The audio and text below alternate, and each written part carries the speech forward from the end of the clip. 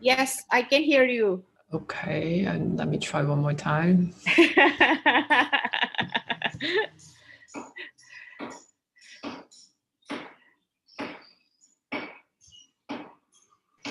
Ma'am, honestly, I'm quite nervous. Ah, you don't be just fine. Yeah. Oh, can you hear me? Okay, I still trying.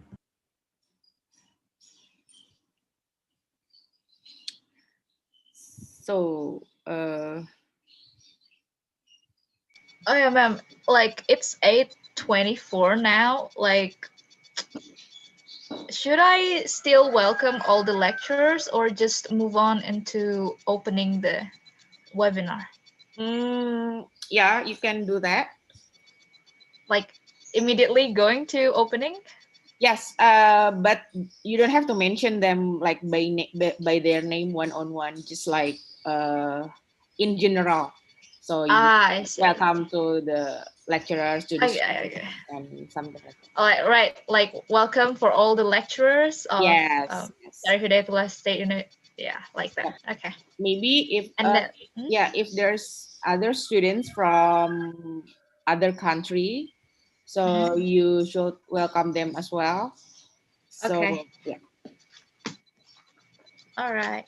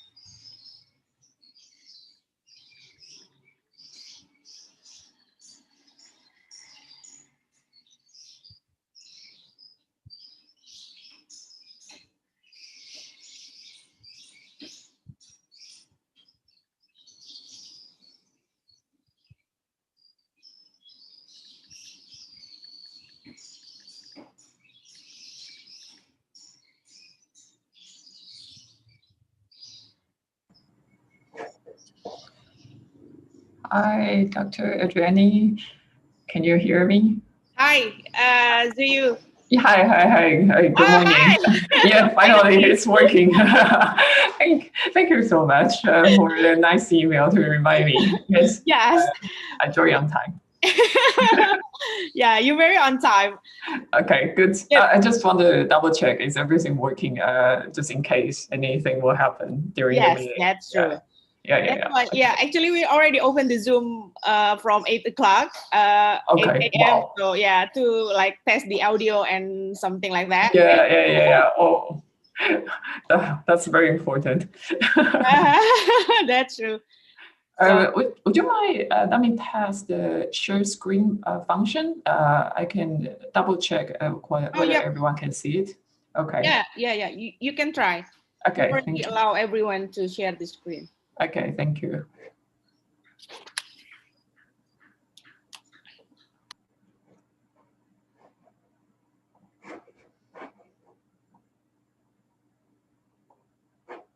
Okay, so is it full screen? I couldn't hear you. Everyone was muted, I think. Ma'am Yupi, you're muted.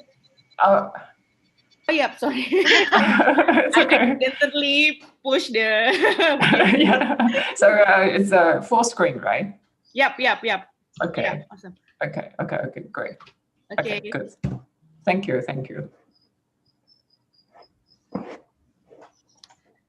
So we might wait for a few more minutes. Zuyu, is it okay for you? Yeah, sure. No problem at Yeah. all. Yeah, I will wait until everyone started. Yeah. because it this is sounds a like that. very early morning in Yeah, yeah. yeah, everyone need more time to prepare themselves. Yeah, I thought because the conference is so early, I thought it's a tradition for Indonesian wake up early and work so hard. That's amazing. Yeah, actually, it's just like 30 minutes earlier. Yeah. Yeah, compare with, Okay. yeah, because Okay. today is Friday, so usually Muslim use their have their Jum'ah prayer. Okay. Yeah, Yeah. at 12 o'clock. Okay. So Okay. yeah, we Okay. have I to see. we have to finish before that. Okay, sure. Yeah, no problem. I like everything on time. That's Yeah. perfect. Okay, good. Excellent. I'm just waiting for Yep. all of you's response and Yes. announcement. Okay. Yeah. So I also asked Risa this morning to I also replied her email and said, "Oh yeah, Yeah. sure.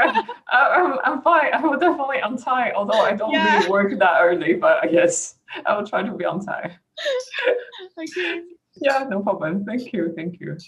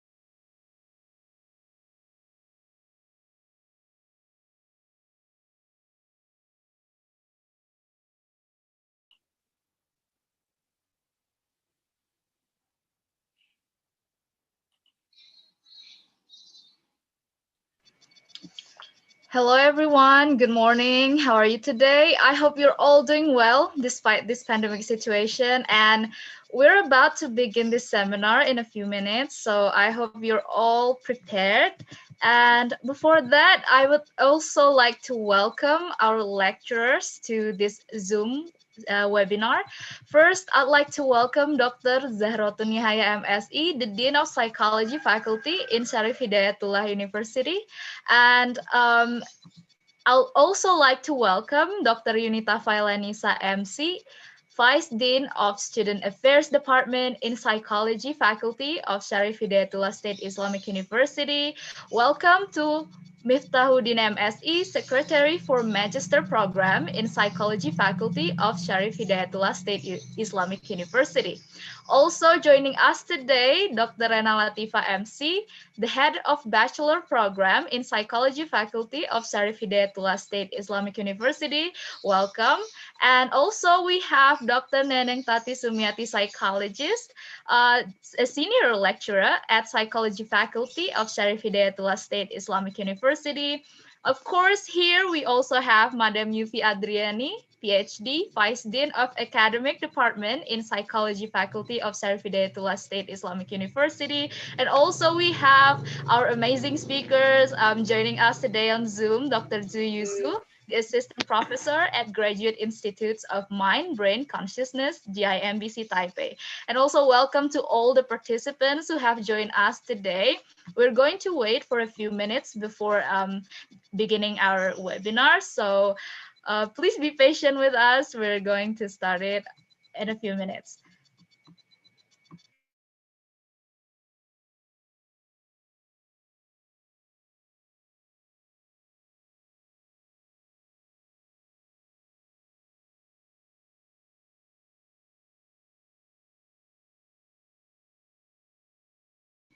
So just now we also have Dr. Admi, PhD, joining us on a Zoom. Welcome, Dr. Admi.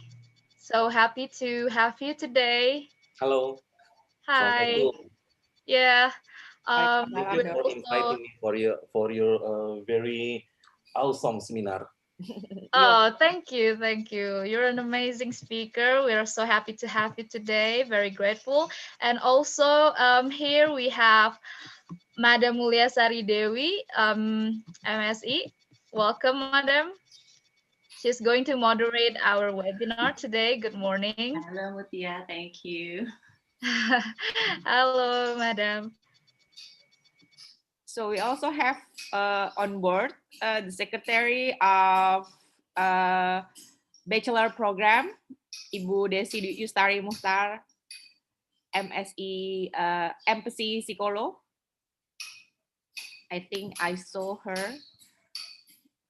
Yeah.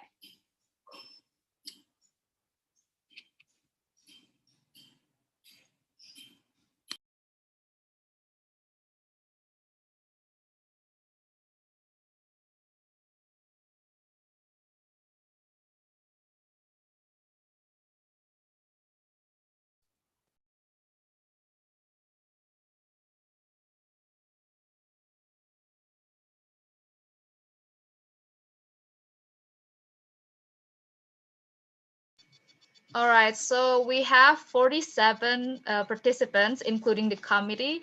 Is there anyone from like outside of Indonesia, Taiwan, for example? Maybe you can type on the chat box where you're from so that we know.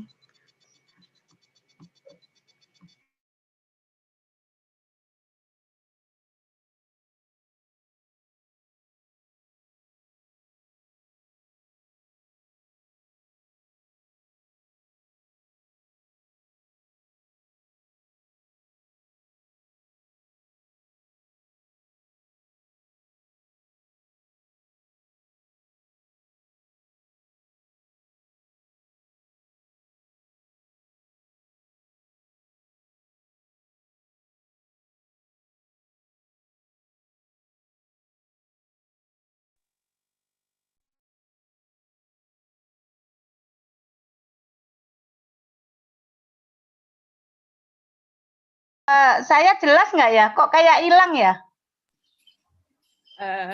Iya, ibu kayaknya pakai background yang ini deh, backgroundnya salah, ibu nggak kelihatan. Virtual background.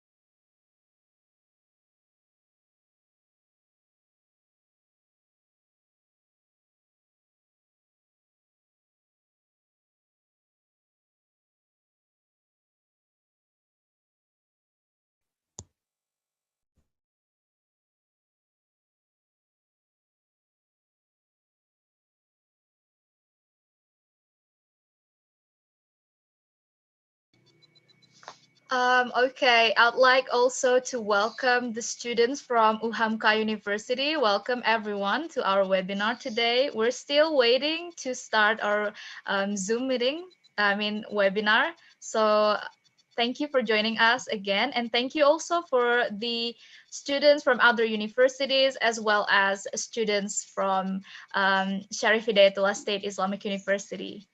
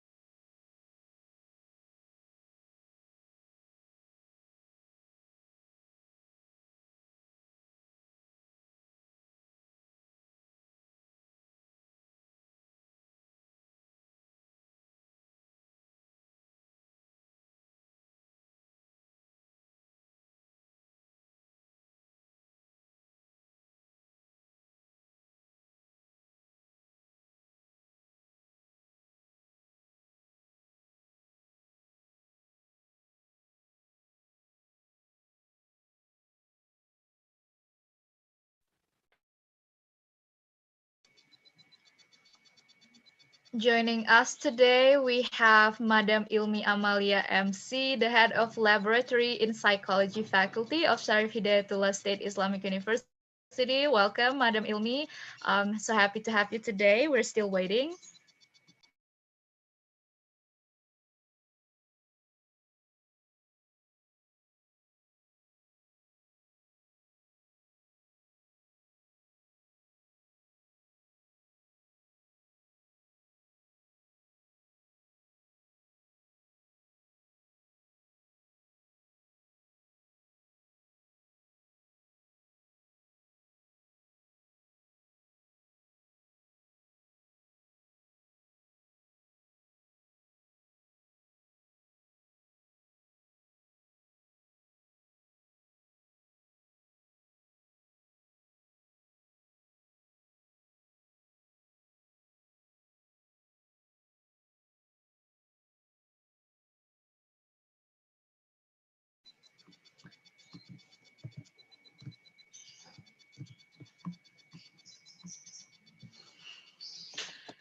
Hello, ladies and gentlemen, and welcome once again to all of you, the students and lecturers from State Islamic University, as well as from UHAMKA and other universities, and those who are from outside of Indonesia. And before we begin our webinar, I need to address a few things. First, please kindly mute yourselves when the speakers are giving their speeches. And second, I highly encourage everyone to help keeping the order so that this webinar will go smoothly. As we're about to begin, kindly find a comfortable position to settle down. Thank you.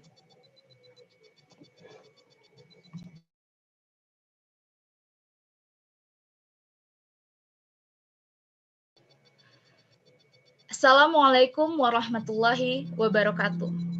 Bismillahirrahmanirrahim. Alhamdulillahirabbil alamin. Wassalatu wassalamu ala asrofil anbiya'i wal mursalin wa ala alihi wa sahbihi ajma'in. Amma ba'du. The Honorable Rector of Syarif Hidayatullah State Islamic University, Professor Dr. Amani Lubis MA. The Honorable Dean of Psychology Faculty, Dr. Zahratun Nihaya MSI. The Honorable Assistant Professor at Graduate Institute of Mind, Brain, Consciousness, GIMBC Taipei, Dr. Su Yu Su. The Honorable Director of Neuroscience Center, Muhammadiyah University of Professor Dr. Hamka, Dr. Rizky Admi Edison, PhD. The Honorable Senior Lecturer at Psychology Faculty, Syarif Hidayatullah State Islamic University, Jakarta, Dr. Neneng Tati Sumiati, Psychologist, and the distinguished participants. Hello, ladies and gentlemen. Good morning from Indonesia. I hope you're doing well amidst the pandemic situation. My name is Mutia Rahma, an undergraduate student from Psychology Faculty in Syarif Hidayatullah State Islamic University. Currently in my 6th semester, I'll be your host for today's webinar. I would like to extend a very warm welcome to all of you to this webinar, Applying Neuroscience Perspective to Improve Mental Health. This program is brought to you by Faculty of Psychology in Syarif Hidayatullah State Islamic University, collaborating with Graduate Institute of Mind, Brain, and Consciousness, GIMBC. I'd like to thank you for taking your time off your busy schedule to join us today on Zoom. Please don't hesitate to interact with our speakers. You can type your questions in a chat box and kindly state your name, origin, and to whom the question is addressed to later on the Q&A session. We'll share attendance link after the presentations, so kindly fill it in. Before we start this webinar, let me first of all introduce you to our agenda. We will start the program with Quran recital, followed by singing our national anthem, Indonesia Raya, and hymn UIN. Next will be a welcoming speech by the Dean of Psychology Faculty, followed by keynote speech from our rector. At 9:15, we will have our speakers presenting their point of view on the webinar topic. We're very fortunate to have three amazing speakers with expertise on neuroscience and mental health: Dr. Zuyu Su, Dr. Rizky Admi Edison, PhD, and Dr. Neneng Tati Sumiati, psychologist. Each session will have 30 minutes, and at the end of the presentations, we will have a Q&A session before closing our webinar. Ladies and gentlemen, let's begin this event by reciting Basmalah. Bismillahirrahmanirrahim. Moving on to the next agenda, Holy Quran recital by Muhammad Rifko Mahfuzi. To Rifko, time is yours. Assalamualaikum warahmatullahi wabarakatuh. أعوذ بالله من الشيطان الرجيم.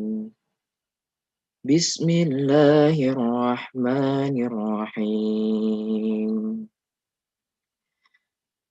وعلم آدم الأسماء كلها ثم عرضهم على الملائكة فقال أنبئوني بأسماء هؤلاء إن كنتم صادقين.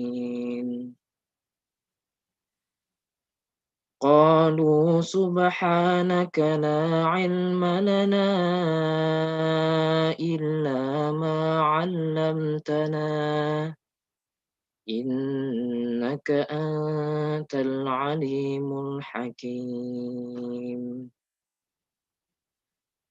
قال يا آدم أنبئهم بأسمائهم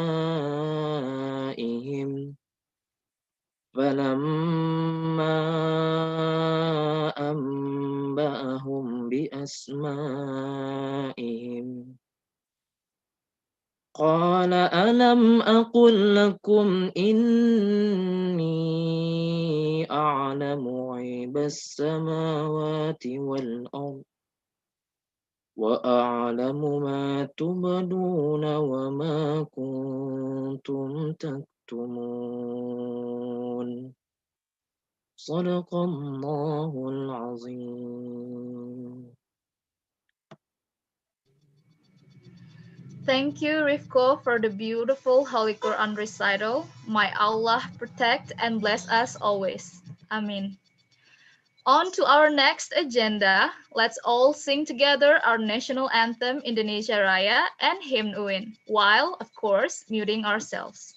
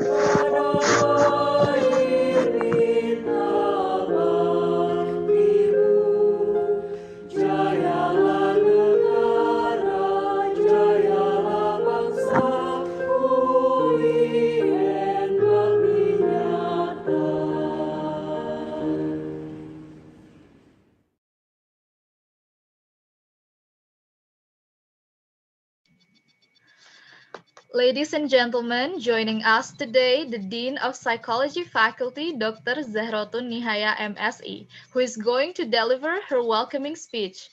Dr. Zahratun Nihaya MSE, good morning. The time is yours. Thank you very much. Bismillahirrahmanirrahim. Assalamualaikum warahmatullahi wabarakatuh. The Honorable Rector of UIN Syarif Hidayatullah Jakarta, Professor Dr. Amani Lubis MA, respectable expert speakers, Dr. Su Yusu, Dr. Rizky Admi Edson, PhD, Dr. Neneng Tati Sumiati, psychologist, all participants and audiences, and my dearest student from Faculty of Psychology, State Islamic University, Jakarta. First of all, let us thank you, Allah, who has bestowed us this mercy, the blessing, so that we can meet here on the webinar. Greeting and salam we always bestow toward to Prophet Muhammad, who has brought us from the period of ignorance to the period of abundance of knowledge. Respectable Rector, honorable speakers, and all participants. As the Dean of the Faculty of Psychology, State Islamic University of Syarif Hidayatullah Jakarta, I welcome to all of you the second virtual international seminar on religion and mental health, administered by Faculty of Psychology. Opportunity 1 year ago, we were population began to have negative experiences regarding to the spread of a respiratory virus. This virus is disease considered responsible for one of the worst outbreaks experience of humanity. On this context, the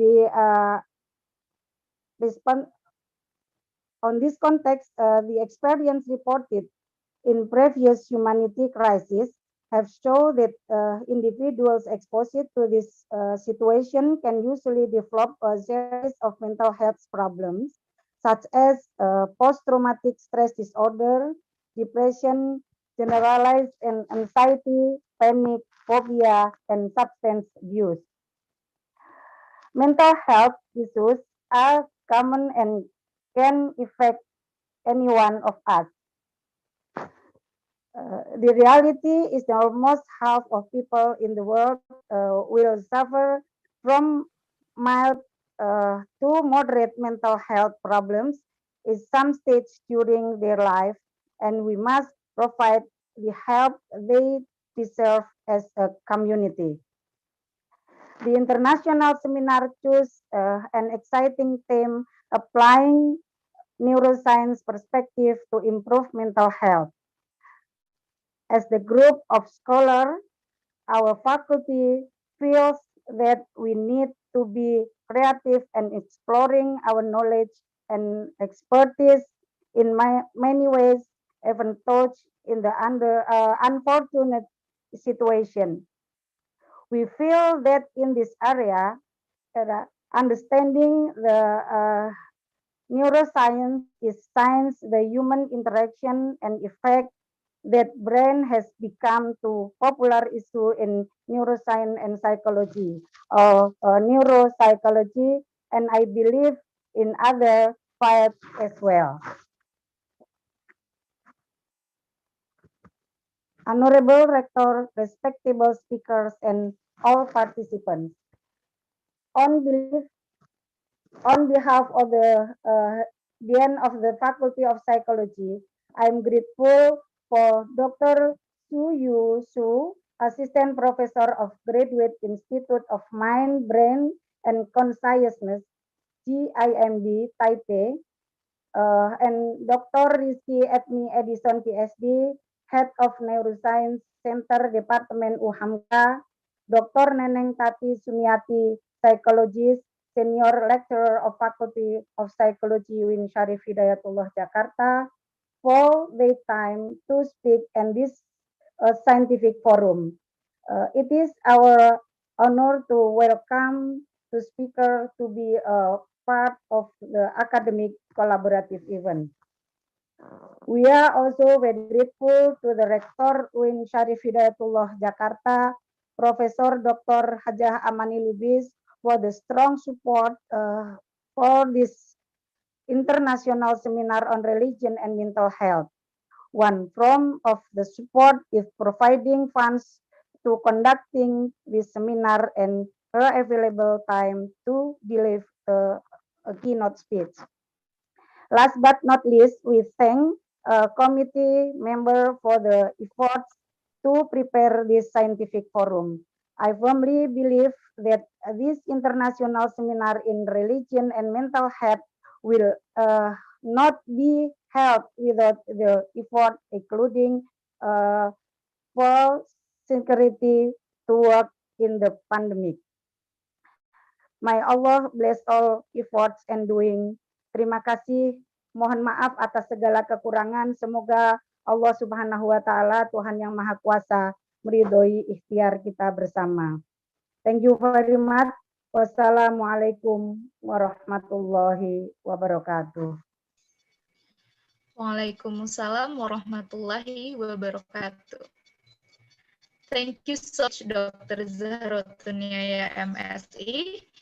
And since we are joining us today in this Zoom meeting, I, as the host, would like to welcome Professor Dr. Ahmad Syahid MAG from Psychology Faculty CV of our moderator today.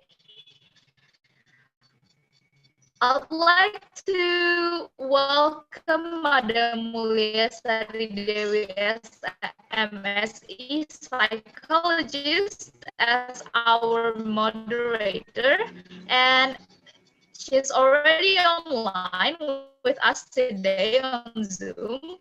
Madam Center of Psychological Services or Pusat Layanan Psikologi Syarif Hidayatullah State Islamic University since 2019, and as the Vice President of Association of School Psychology known as APSI, Banten since 2018. She's also involved for Director of Taman Safari Indonesia. Such an amazing CV, isn't it? We're still waiting for Madam Amani Lubis, but right now, Madam Mulia Sari Dewi, are you here with us today? Good morning. Cynthia, can you hear my voice clearly? Yes, we can hear you. You're loud and clear, Madam. Okay, thank you. So we just continue, or we have to wait to Rector?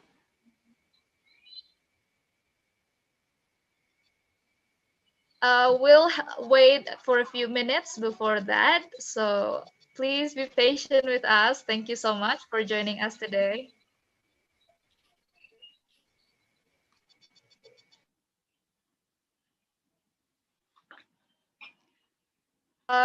Can you hear me, Madam? Like, am I loud and clear? I think you have your signal maybe not very good, so I cannot hear your voice clearly. So we just start our session, our main session, Mutia, or we still have to wait, I'm sorry, Director? Ma'am, I'm not sure if it is because we're both unmuted, but this signal is telling me that it's all right.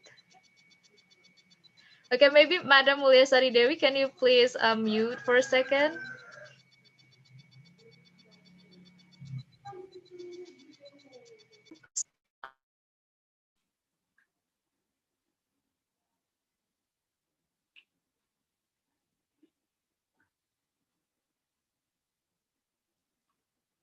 Can we start, Mutia? Sorry, ma'am, can you hear my voice now? Yes, I can hear your voice. Oh, is it Can loud we and clear start our now? main session? Yes.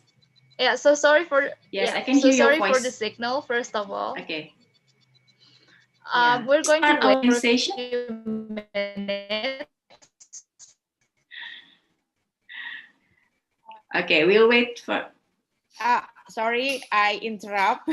So I think Mutia have a connection problem. So Ibu Mulyasari, maybe we can start the session.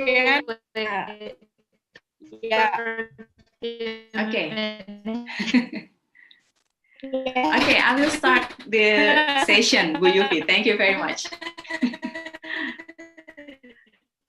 Yeah. Okay, good morning, everyone. Okay. Good morning, everyone. Assalamualaikum warahmatullahi wabarakatuh. Yeah, first I would like to say thank you to our rector, dean, and all vice deans of Psychology Faculty of UIN Hidayatullah Jakarta. I would like also to say good morning and welcome to professor, colleges, and all participants in this seminar titled Applying Neuroscience in Promoting Mental Health.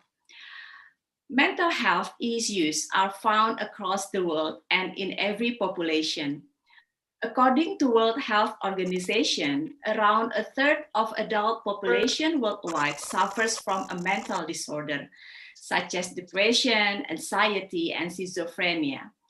A 2018 Indonesian Psychiatric Association survey showed around 9 million Indonesians suffer from mental illness.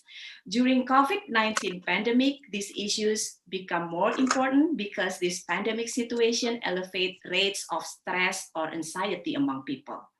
Actually, mental health has drawn attention to the burden of mental illness and to the relative gap in mental health research and services around the world.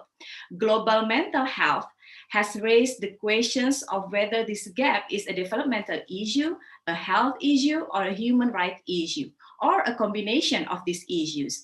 And it has raised awareness of the need to develop new approaches for building capacity, mobilizing resources, and closing the research and treatment gap. Neuroscience can help us understand the underlying molecular factors behind mental disorders, as well as where and how to focus research and treatment. Neuroscience holds the key to understanding the brain and to developing more effective treatments for people with mental health disorders. It comprises an important conceptual approach to understanding the neurocircuitry and molecular basis of mental disorders, to rethinking how best to undertake research on the etiology, assessment, and treatment of these disorders, with the ultimate aim to develop entirely new approaches to prevention and intervention. Some research suggests some ways that evidence from neuroscience can be used to improve mental health.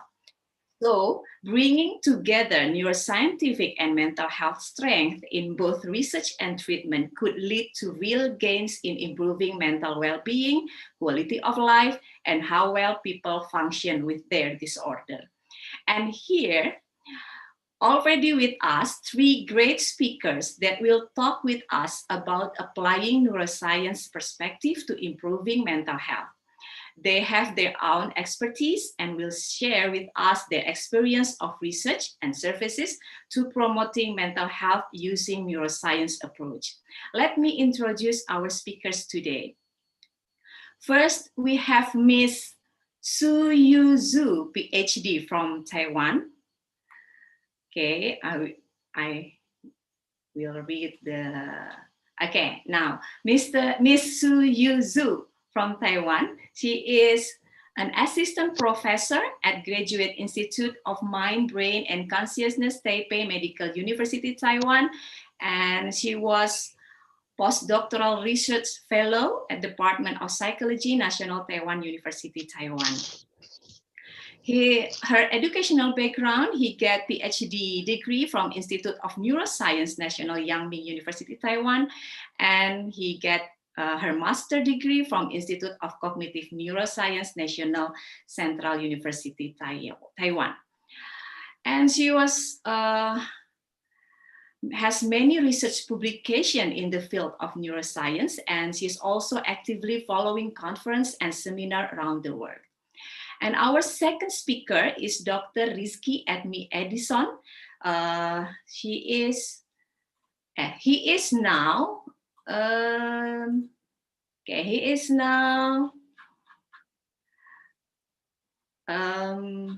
a director of Neuroscience Center, University of Muhammadiyah, Professor Dr. Hamka, Indonesia. And also he was a head of neuroscience laboratory and research assistant of Department of Neurosurgery, Jichi Medical University, Japan. His educational background, he got PhD degree from Department of Neurosurgery, Jichi Medical University, Japan, and he got a bachelor and master degree from Faculty of Medicine from Andalas University, Indonesia.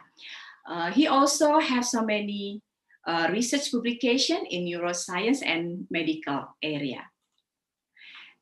And our third speaker is my friend and my senior colleagues, Dr. Neneng Tati Sumiati, psychologist.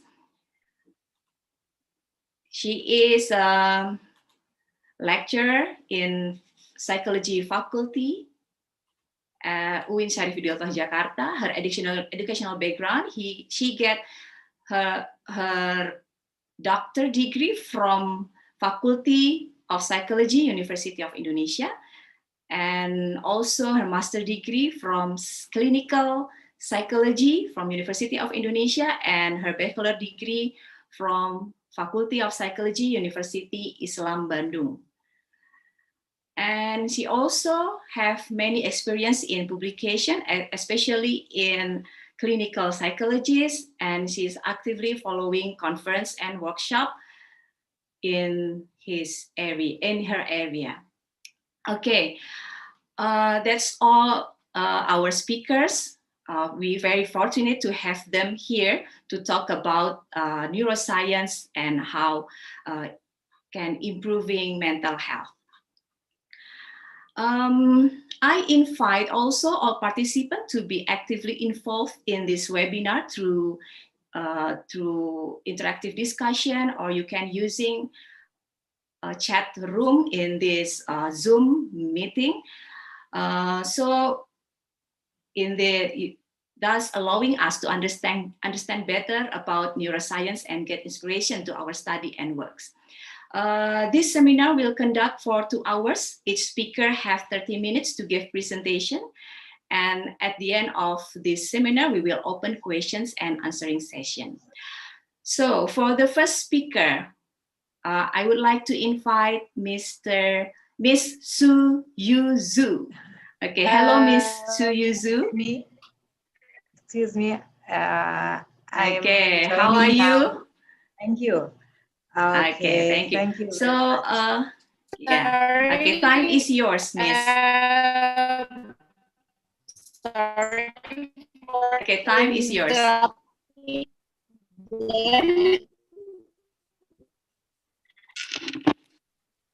For whom? To the next agenda from our speakers. Yeah, we have our rector with us right now. Oh.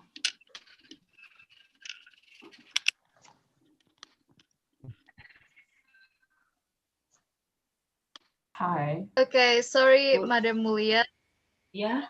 Please yield the time back to me. Sorry, Mutia, can you repeat? Okay, so Professor Amani Lubis is already present, and maybe Okay. we're going to, Okay. yeah. Okay, thank you, Okay. madam. Yeah. Okay, Yes. everyone, joining us today, Professor Dr. Amani Lubis, MA, is already present with us on online Zoom. But before that, can you all hear me loud and clear, or am I still lagging? We can hear you. Good, Mutia. Okay, thank you. So before going straight to our speakers, we will be hearing a keynote speech by our rector of Syarif State Islamic University, Professor Dr. Amani Lubis MA. For Professor Dr. Amani Lubis MA, time is yours. Thank you very much. I'm sorry for being late. Assalamualaikum warahmatullahi wabarakatuh. Good morning, everybody. Alhamdulillah wassalatu wassalamu ala rasulillah. Amma ba'd. Peace be all upon you. Thank you very much for having this important webinar with distinguished speakers. I would like to thank the Dean of Faculty of Psychology and all of his vice deans and also heads of department, head of department, and all of the academic staff in the psychology faculty. I welcome you all in this webinar to visit our university, even it's virtually. But this is our university, and you now joining in the important program in Faculty of Psychology. This topic is very important about applying neuroscience approach to improve mental health. We know that stress is a part of life. In fact, it serves a vital role in keeping us protected from potential dangers. The body reacts to a stressful situation by increasing our heart rate and breathing to deliver a powerful boost of blood and oxygen to the muscles and lungs. Plus, the mind becomes more alert and the senses sharpened as the body prepares to either fight or flee from any preserved threat.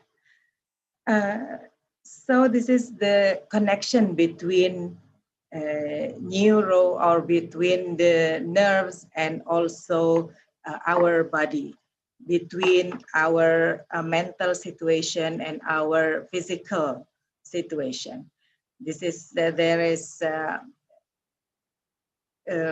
very tight relation between the body and also the soul. All of this discussion is about to have or to give all people mental wellness. Neuroscience approach is, we believe that the neuroscience approach can improve mental health. The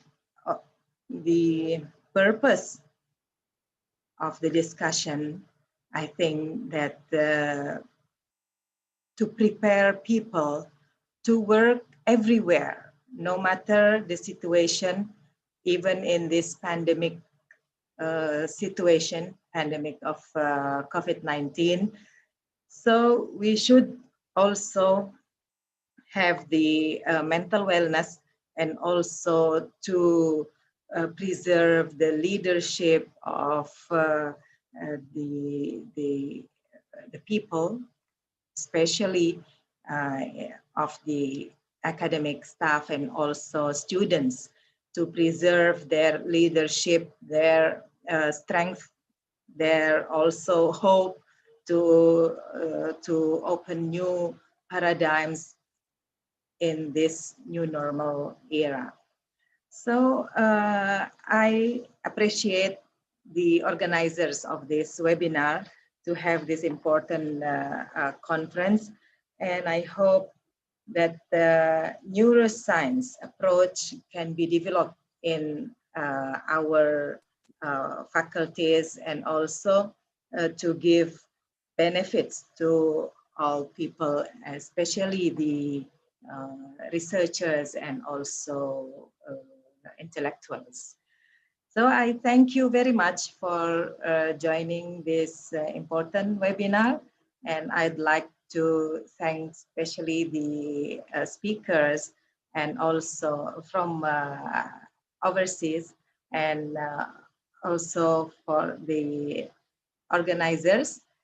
I hope you will have a fruitful discussion after the presentations of the speakers. So I thank you very much, and stay healthy. We all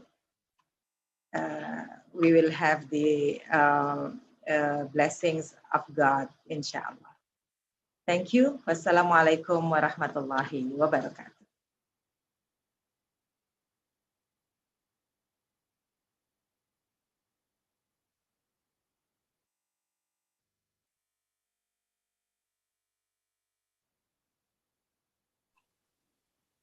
Okay.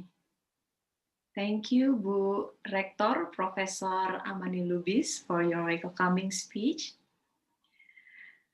Okay, can we continue?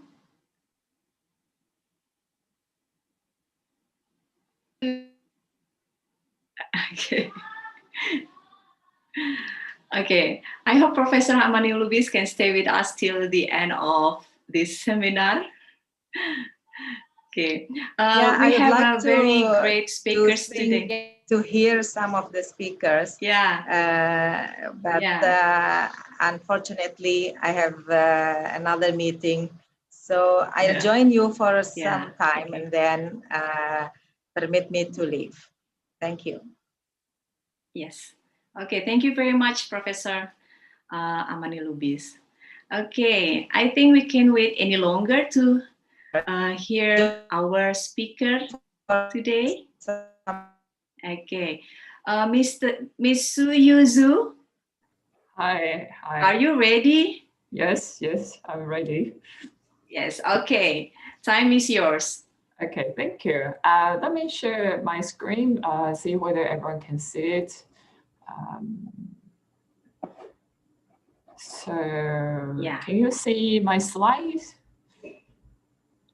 Yes, we can see your slide. Yeah, okay, great, excellent. Okay, first of all, I'd like to thank State Islamic University. Sorry. It's okay? Okay.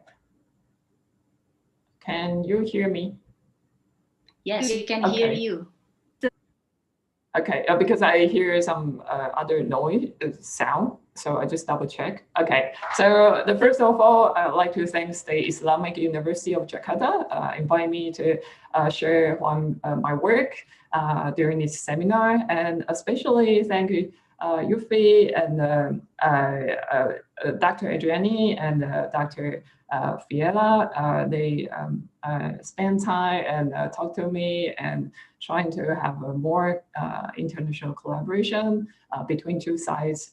It's my great honor to have start with academic research first, and hopefully we have a long-term collaboration with each other. So first of all, I'd like to share all of you for my recent work.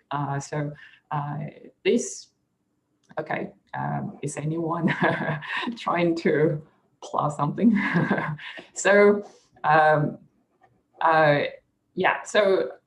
I would like to share with all of you what I'm doing here. It's more like a recent research I'm working on. So if you are interested and if you have a further question, I'm very welcome those questions if you have in mind.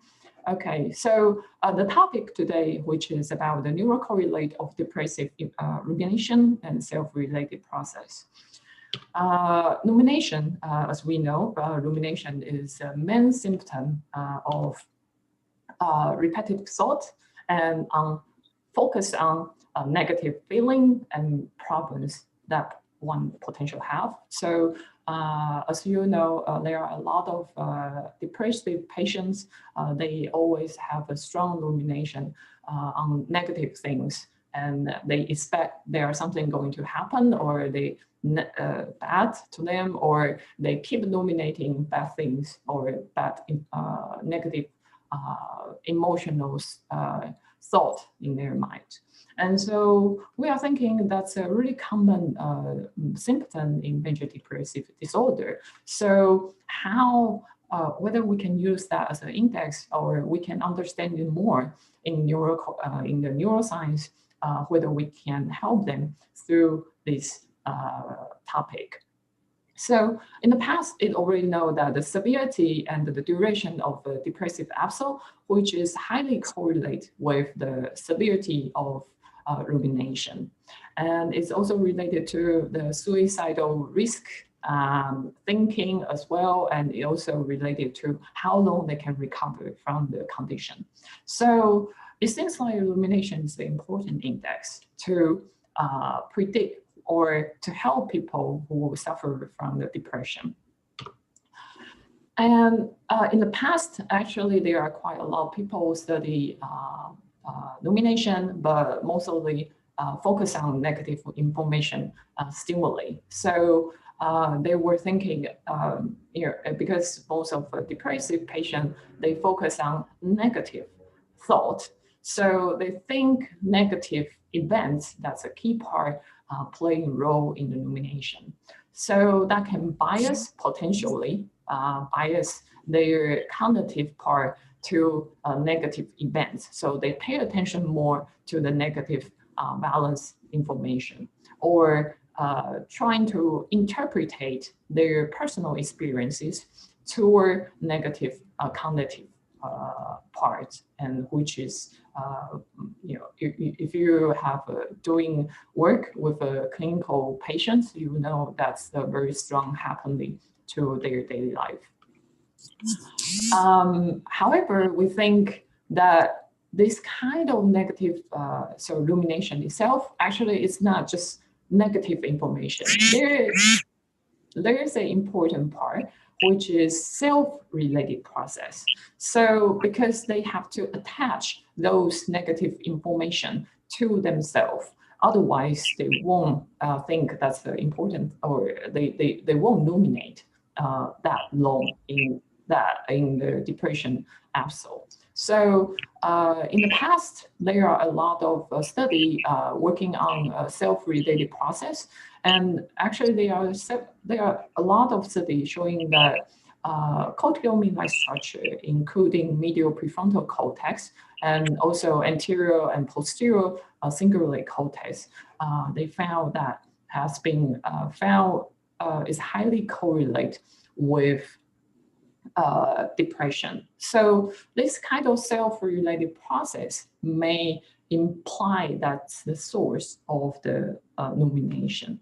So in my study, actually we are trying to find out, is there any correlation between rumination and self-related process without any negative information or emotional stimuli? So in this study, we focus on the emotional neutral stimuli and to find the correlation between self and rumination.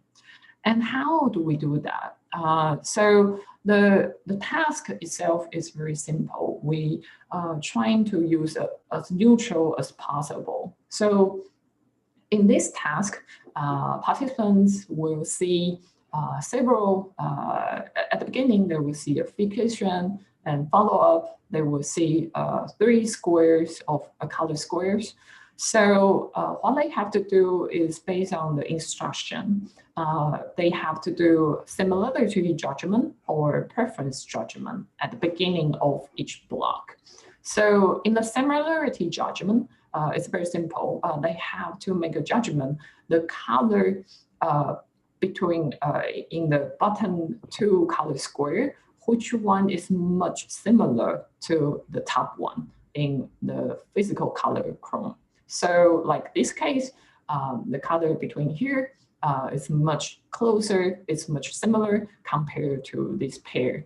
So that's the similarity judgment. So in this case, they have to press the button, left button to indicate they choose left. The other one is preference judgment.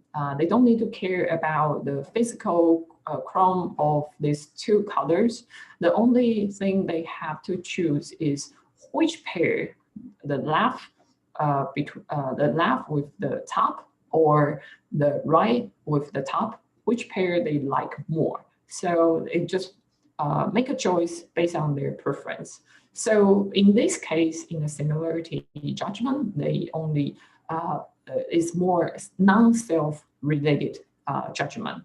And the preference judgment, because they that kind of judgment based on their preference, so it's more related to self-related judgment.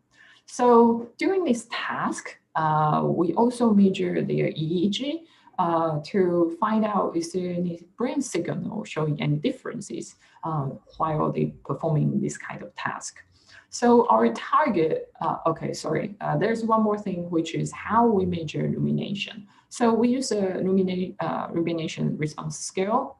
So in this scale, they have three important parts, which is the depression, indicate reflection, and indicate brooding, to indicate different aspects of illumination.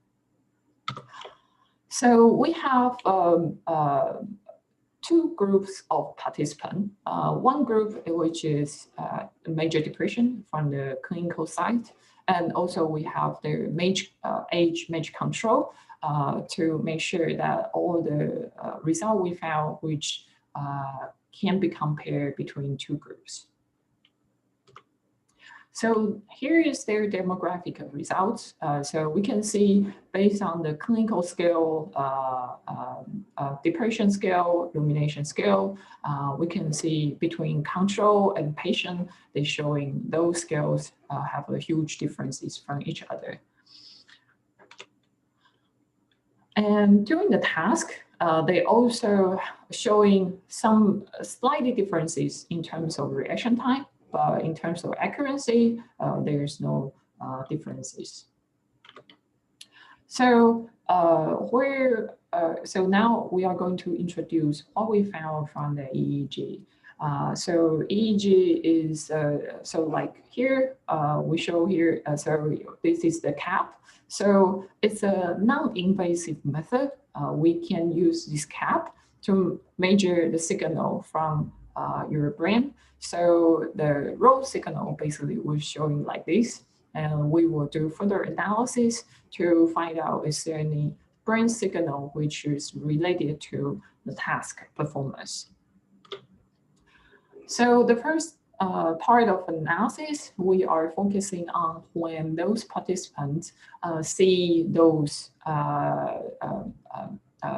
color patches, what happened to their brain. And because during this period of time, they already know what kind of judgment they have to do, because we will instruct them at the beginning of each block. So they would know they have to do similarity judgment or preference judgment. So, and this is our finding from the control and depressive patients. So we can see the green color is depressive patient, and the black color is the control group. So we also indicate different task requirements. So similarity, as I explained before, which is more non-self-related process. Preference is self-related process. So we indicate that with a dashed line or a solid line. So we can see there are some differences, and which is more happen in the frontal related area. So in the back, it's more less and less. So we further analyze this kind of differences, whether that is that really related to the nomination? Okay, so we carefully look into the detail, so we can see that there is a huge differences. That's a group differences at the beginning, and in the late time period, there is interaction, which is showing that for depression and control, there is a huge differences. So the depression has a strong higher differences compared to a control group. And also their pattern in different conditions. So for here is the depression, similar to judgment. Here, the dashed line here is the depressive, similar to judgment. So we can see the pattern for here compared to the control group. They have a reverse pattern to each other. So we further study this part, trying to figure out, is that related to the self process? So what we are doing here is that we do we subtract these two waveforms to find the differences between them and see whether this kind of self-related process is correlate with depressive level, which is BDI score, or the illumination score. And here is our result. And we found that the amplitude differences, which we found in the EEG, which is positively correlated with BDI score and illumination score, and also the subscores, especially the subscore of the brooding illumination. So it has a strong positive correlation between these two.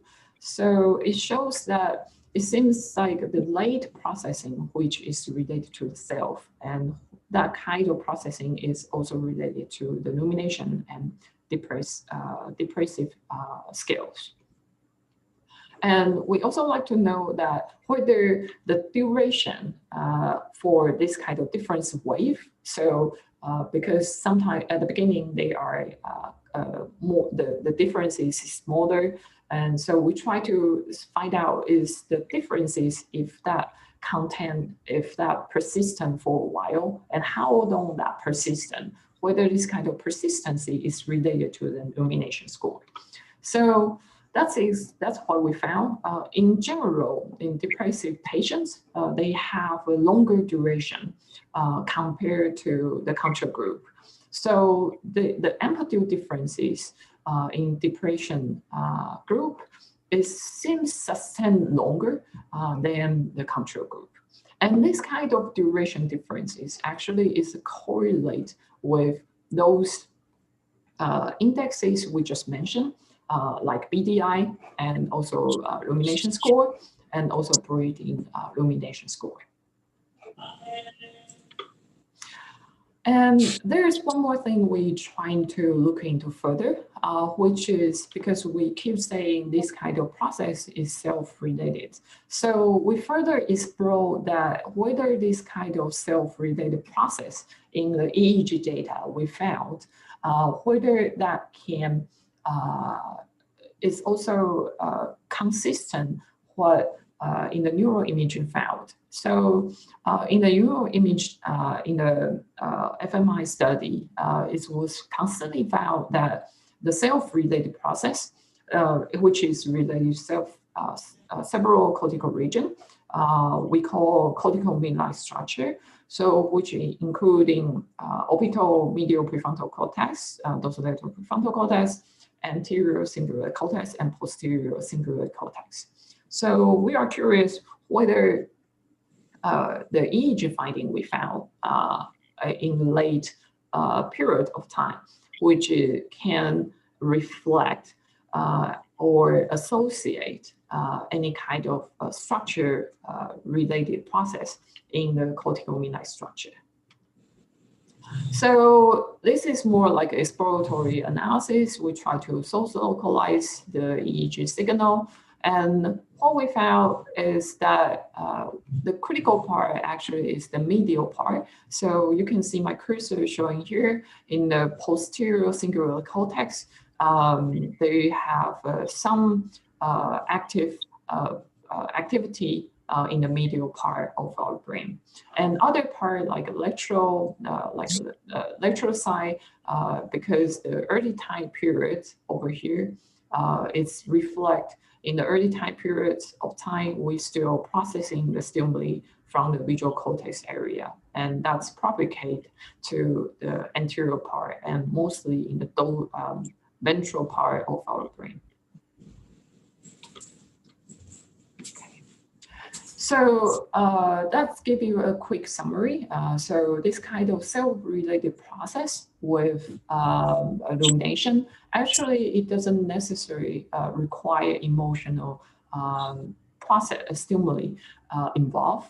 So this kind of self-related process actually also related to the depressive level and also the illumination scores. So it will be interesting to look into further what's going on between these two processes. And also the duration of this different waveform actually also related to the illumination score as well. And this neural circuitry underlying potentially is located in the posterior midnight structure. And because based on this finding, we are trying to look into furthermore is the illumination score, which is related to their executive functions. So I'm very lucky to have Risa with me to conduct this experiment. So in this experiment, we designed the experiment slightly different. So the participants have to do a switch task. In this kind of task, is basically it was trying to mimic the rule change in our daily life. So a rule will be instructed by the fixation of in the central part. So participants have to make a judgment, like a similarity judgment or preference judgment according to the length of the fixation. So if the horizontal is longer, then they have to do similarity judgment. And if the preference is long, if the vertical line is longer, they have to make a preference judgment. So, and it will randomly change across trials. So either they have to stay, which means the two consecutive trials have the same condition, or they have to switch the rules cross trials. So like this case, from the horizontal, they have to, from the similarity, change to the preference judgment. So the task requirement basically the same, but we make it more difficult. And because in depression patient, we know that they always have an executive function problem, usually, or the psychiatric patients. So we are curious whether this kind of self-related process is associated with this kind of rule switch performance. So we did a very simple task, and we trying to look into whether this kind of switch cost, because in this kind of situation, when you have to switch your rules, your reaction time will be longer compared to you stay within the same rule. So we subtract the differences of the reaction time between switch to stay. And we found that this kind of switch cost, which is significantly correlate with their illumination score, which means when they have to switch from similarity to preference,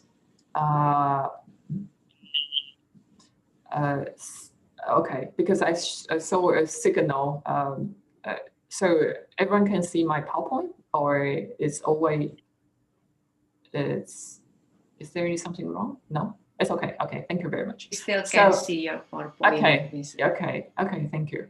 So we can see that this kind of switch cost actually is significantly negatively correlated with the illumination score.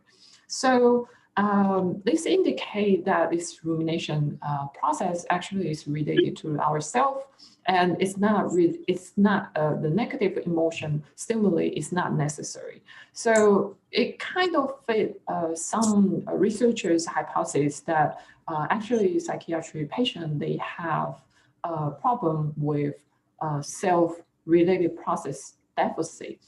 Actually, probably not because they're emotional problem. And furthermore, we found the switch process performance highly correlate with the rumination score. So it may indicate that for those people, they have somehow their brain, don't know why so far, because we still need to do more experiment to explore. We don't know why they are, for those people who have a higher rumination, they tend to switch back to the self-related process. So it seems like there are something in their brain and keep push them to ruminate more about themselves. And this kind of relationship between executive function and self and their behavioral symptom, actually that potentially can help us to understand more the underlying mechanism of depression. So that's the end of my talk, and I have to thank a lot of people because actually I could do this, the entire thing by my own. Actually, we have a group to make things done, and so I'd like to thank our collaborators and also our funding agency from Taiwan. So thank you very much. If you have during this talk, if you have a further question, feel free to contact me. If you can Google, I think you can find our website and Google TMU Gimbic Taiwan. I assume you can find me. Okay, thank you very much. Thank you so much, Ms. Su Yu Su. What a wonderful presentation that you share with us about your experiment research. Actually, rumination is maybe like a negative thinking in psychology, but you prove to us what happened in our brain if you have negative thinking and the effect to our behavior and also for mental illness. Okay, thank you. And for audience, you can prepare your questions to Ms. Su Yu Su, and you can give your questions you can write it on chat room. Don't forget to mention your name and your institution. And then at the last session, I will read your questions. You can ask everything about her experiment or about neuroscience as well. Okay, now we continue to our second speaker, Dr. Rizky Admi Edison. Hello, Dr. Rizky. Hello. Okay, Dr. Rizky will present about application of neuroimaging in neuroscience and psychology. Okay, time is yours, Dr. Rizky. Okay, thank you very much, Mrs. Mulia Saridewi. First, I would like to say Assalamualaikum warahmatullahi wabarakatuh for everyone. My name is Admi from Neuroscience Center, University of Muhammadiyah, Professor Dr. Hamka. In these sessions, I would like to present to you about what we did in University of Muhammadiyah, Professor Dr. Hamka. About 3 weeks ago, Mrs. Yufi Adriani contacted me, and she asked me to be one of the speakers for this wonderful international seminar that held by Faculty of Psychology, University of State Islamic University of Jakarta. And from among the participants, I also saw Mrs. Evangeline Swaidi. I would like to say thanks to her also because she is one of my team of the researcher that we did in some years ago. Well, when I discussed with Mrs. Yufi Adriani what kind of the topic that I have to present to all of you, and I discussed with her what will Assistant Professor Su Yusu and Dr. Nenen Tati Sumiati will talk in the seminar, and I suggest her that it is much better if we talk different topic. So if Professor Su Yusu talk about the experimental design, and Neneng Tati Sumiati about talk about the psychological aspect, and if I talk about the neuroscience aspect, I'm afraid there is no differences between two other speakers. So I suggest her that I think it is much better if I talk about the application of neuroimaging in neuroscience and psychology, because the name of the seminar itself is applying neuroscience perspective to improve mental health. Well, based on my experience, one of the biggest problem that we are facing right now in doing the research is to measure some indicator about pre and post condition of the participant. For the conventional method, we always use tools like questionnaires or some scale. I don't say that tools is not good, but based on my experience on the research, there are a group.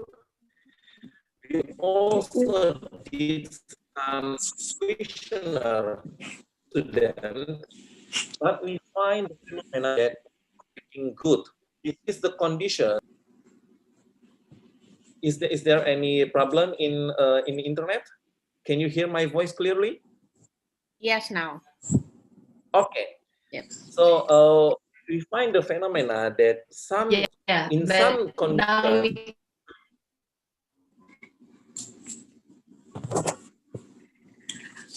Is it okay? Okay.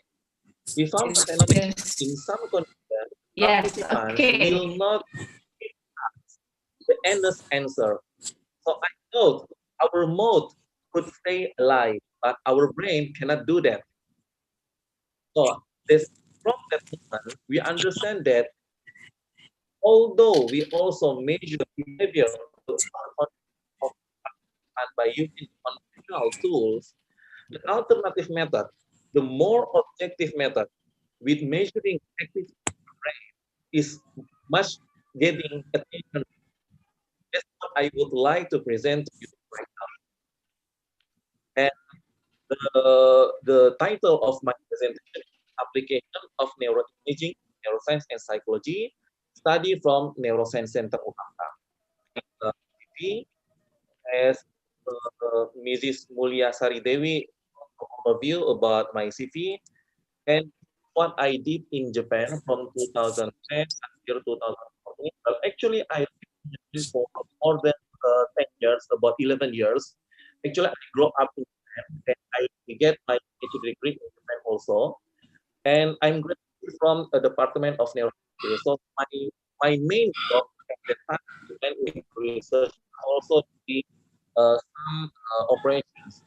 What I would like to say with this slide is, moment in Indonesia, all of the lecturer in the university must get must get the doctoral degree, and some of them going abroad to get a PhD, some of them getting the doctoral degree in Indonesia.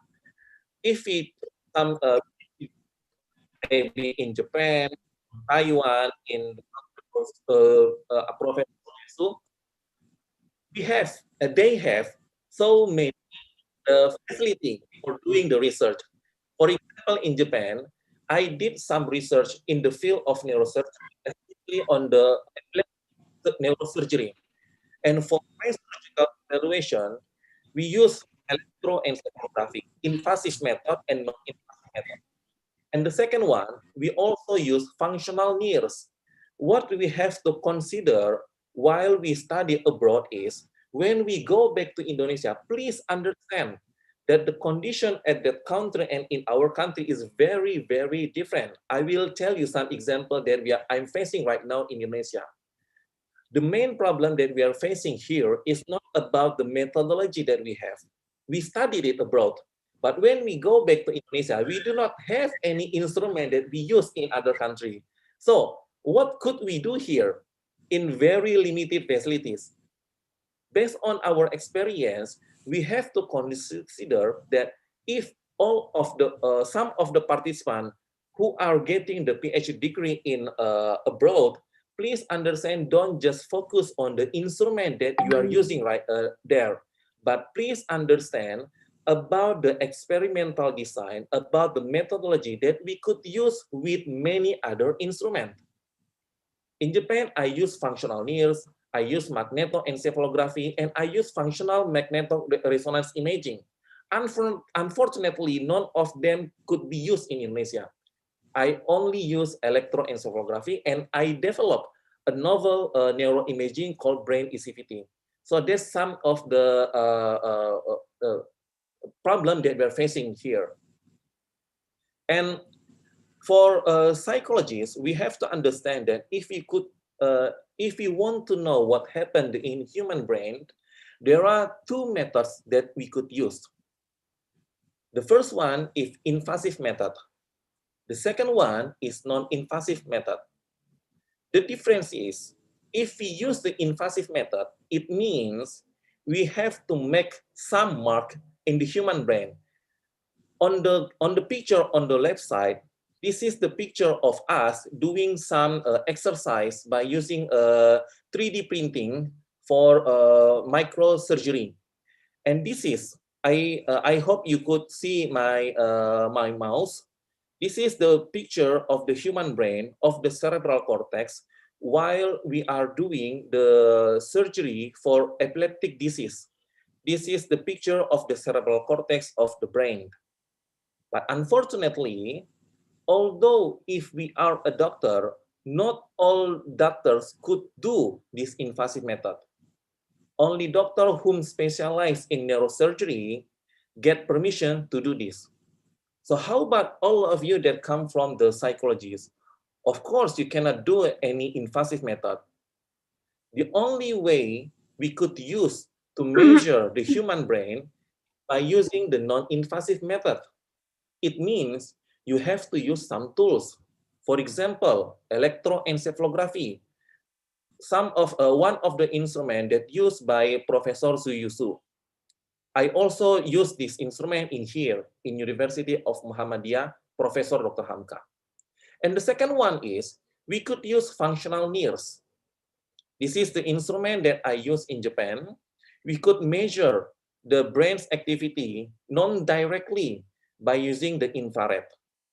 But please understand, when you use the instrument of neuroimaging, you have to determine first what kind of the brain that you would like to observe. Is it the anatomy or is it the physiology?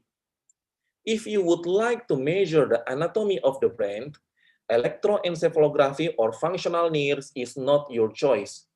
You cannot say the condition or the function of the brain if you only use X-ray, CT scan, or MRI. But if you would like to talk about the anatomy of the brain, yes, you may use that.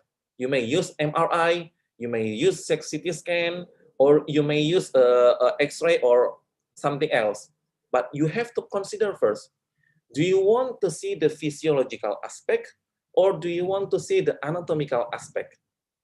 And if you choose to measure the physiological aspect, there is one other thing that you have to consider. As you see in this slide, resolution of non-invasive functional neuroimaging is one aspect that you have to consider. What is the resolution that we are talking about right now? There are two resolutions that you have to understand first. The first one is spatial resolution. And the second one is temporal resolution. What is the meaning of the spatial resolution? On this slide, you could see from 5 millimeter to 20 millimeter, from 0.5 centimeter to 2 centimeter. What does it mean? It means 20 millimeters mean the electroencephalography need minimal 2 centimeters of the layer, the size of the layer of the cerebral cortex to get one measuring. Difference from magnetoencephalography. By using magnetoencephalography, only the size of 5 millimeters of brain that we need to measure the function of the brain. And the second one is about temporal resolution. What does it mean? We could see from 0.001 second to 10,000 second. What does it mean? If we use electroencephalography, we could get 1,000 data in 1 second. But if we use PEC or PET, we need more than 10 seconds. We need more than 6 minutes to only get one data. So if you talk about the epilepsy disease, when I was in Japan, we could understand that the move of the human's activity that measured by electroencephalography is very fast. Using SPEC or PET is not recommended. And you also have to understand it. If all of you in psychology of University, Stan Islamic University, Jakarta, would measure the activity of the human brain by using SPEC, I'm really afraid you get the false negative or false positive result. So please consider it. But look carefully in the right side. In choosing the instrument, you have to consider the non-invasiveness, the real time, the mobility for the participant, practicality for participant, and the last one is budget. There are some problems that we are facing right now in Indonesia. In the last 3 years, I got the research funding from many places, from Indonesia especially, almost 2 billion rupiah for the last 3 years. For the last 3 years, I got 2 billion rupiah for doing many research. Unfortunately, with that funding, we cannot use that funding to buy some instrument. There's a very sad stories actually. In research fund, we only could use that for the operational, not for buying the instrument. If we would like to buy some instrument, it depends on the budget of the department. There is no any connection with the funding. So please understand about your budget. Based on our based on the condition in my center, in Neuroscience Center, I finally choose to buy the EEG. And you could see some experiment that we use by using the EEG.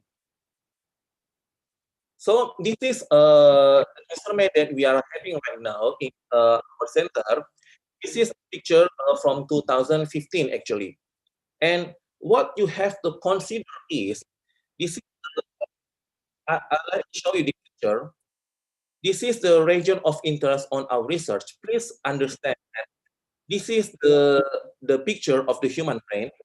In cerebral, in the otak besar, in Indonesian we say it, there are some region, frontal lobe, parietal lobe, occipital, and temporal. And please look at this. There is some region that we call as sulcus. And there is some region that we call as gyrus. The size of the gyrus of the human brain, let's see this picture. Let me back to this picture. This is the sulcus. I really hope that you could see my mouse. And this is the gyrus. The size of the gyrus of the human brain is about 1 to 2 centimeter. What does it mean? Please look at the resolution of neuroimaging. If we use electroencephalography, the minimum size that needed by instrument is 2 centimeter.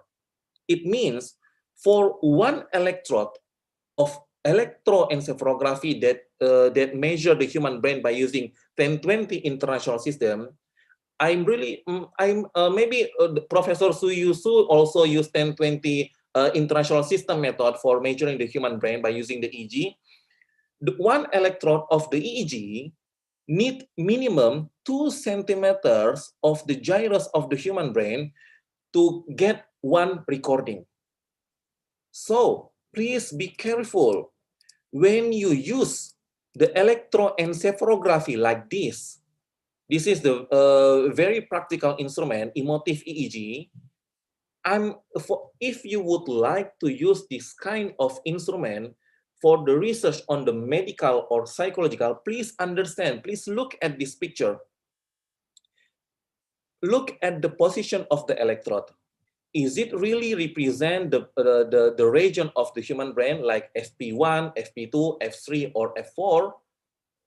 Please understand why, what if you would like to choose the instrument that you would like to use while doing the research.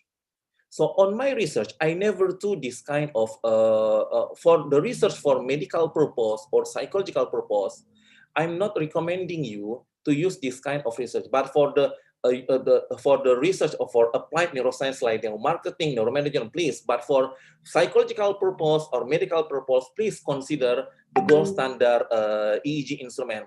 I'm afraid all of you will choose this because this is very cheap, just about 15 million rupiah. But if you would like to use the EEG like this, it costs about 800 million rupiah. 800 million rupiah to buy this instrument. And if you would like to put the electrode of the EEG in the scalp or in the human head, please consider the technique. The 1020 international system is the most standard pattern that used to measure the human brain. And the second one that you have to consider while you choose the EEG is please understand about time domain or frequency domain. Are you talking about time domain or are you talking about the frequency domain?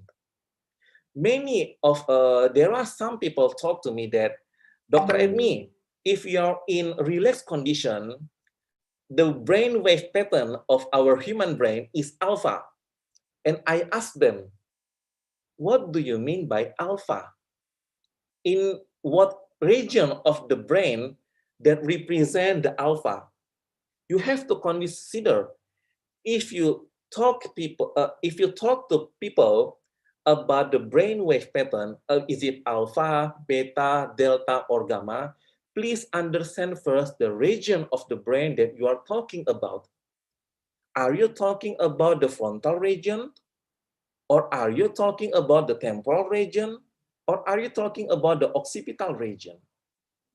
And if you would like to use the time domain, this is the perfect example presented by Professor Su Yusu. She talked about the ERP, event-related potential. What does it mean? If you talk about the event-related potential, it means you have to give the participant some stimulation. Give the participant some stimulation, and we try to record what happened actually after the stimulation itself. Let's talk about the time domain. But if you only would like to talk about the pattern of the brainwave of the human brain, it means you talk about frequency domain. If you do not give any stimulation, for example, for our research, when we try to mapping the human the activities of the human brain between PON and non-PON, between addicted and non-addicted participant, we only measure the human brain on the resting state condition. It is much better if we give stimulation for the participant by show them the pornographical picture. Unfortunately, in Indonesia, it is not permitted. We cannot give some kind of this picture for the participant. So what we could use is only try to measure the human brain's activity on the resting state. It means we have to measure the frequency domain. And if you talk about the frequency domain, we talk about the pattern of the dominant pattern of the brainwave on targeted region of interest. Let me show you the example. This is one of the research that that done with one of your friends, Mrs. Evangelina Swandi. We try to measure the patterns of the addicted and non-porn addicted adolescent. We put electroencephalography in the human brain.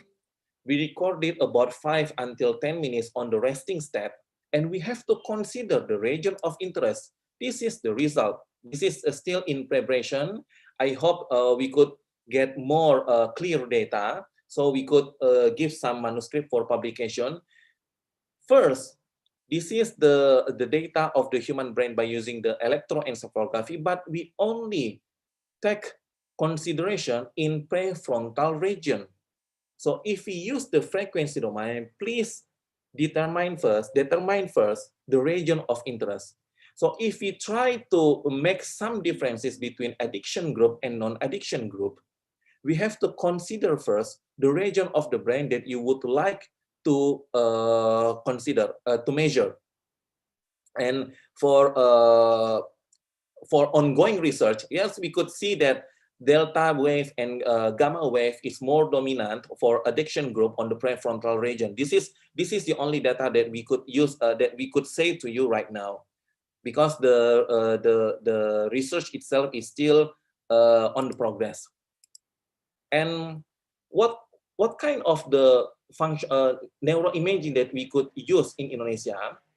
Well, I could consider about the functional needs, because this is also non-invasive, and it also quite high temporal resolution.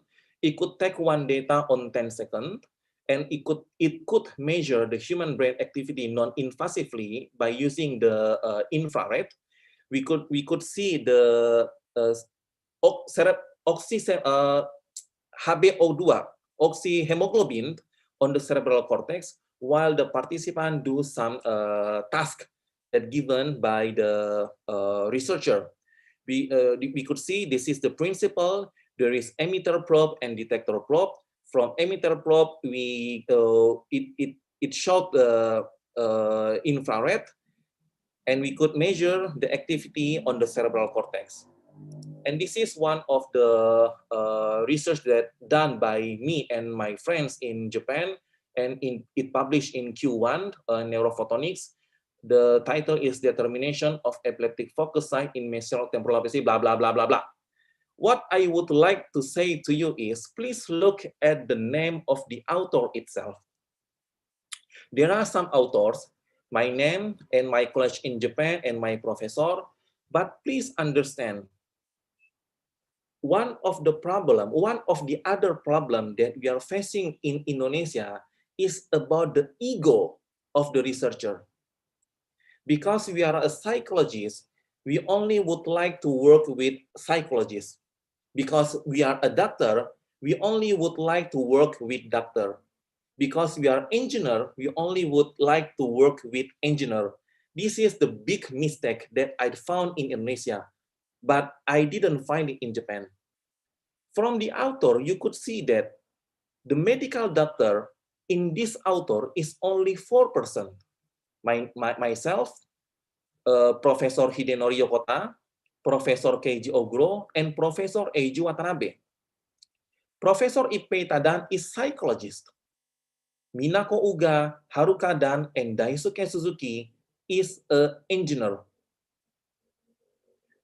We as a doctor do the experiment, taking the data, and we interpret the data.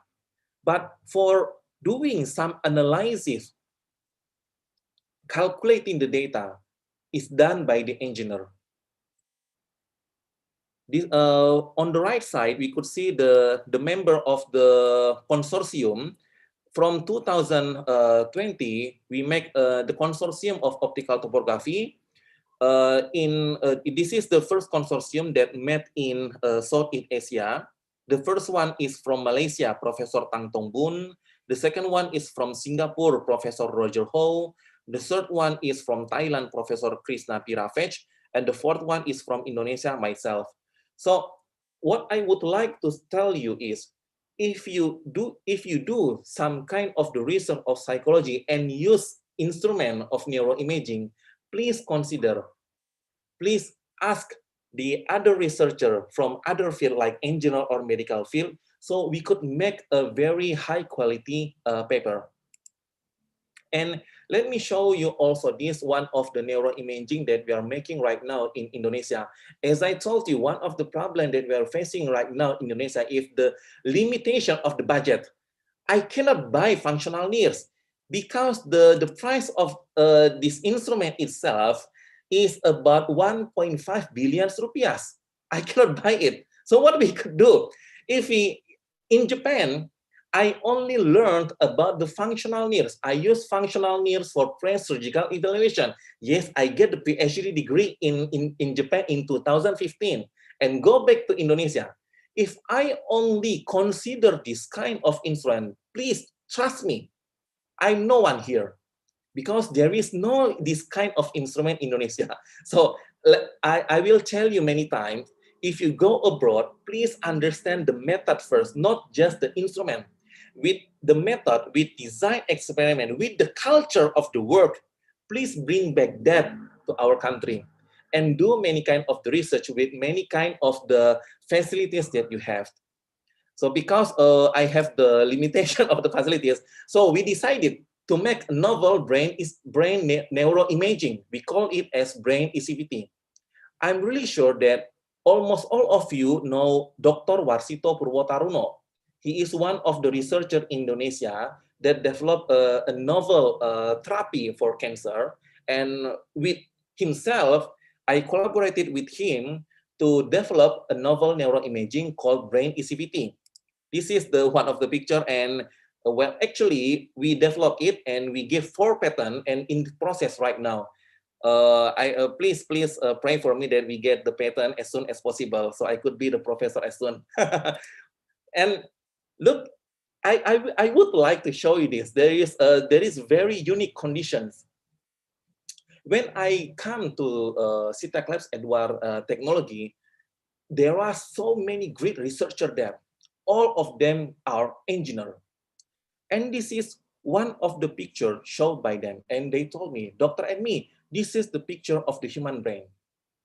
And I told them, if I agree with you that this is the human brain, the picture of the human brain, please take my degree. I don't need this PhD.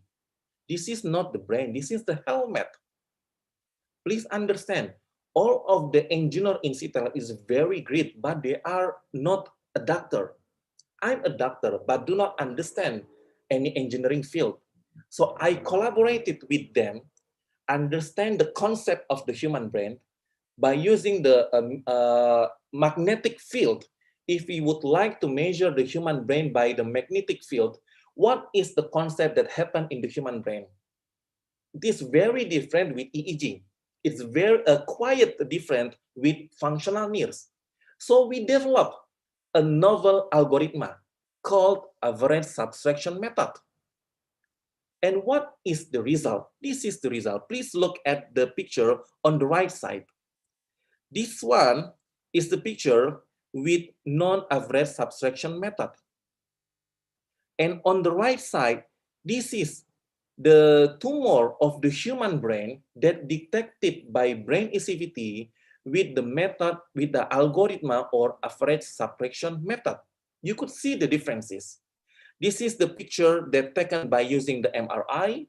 This is the picture that taken by using the brain ECVT with novel algorithm that developed by us. Medical doctor and engineer collaborated and we could get it.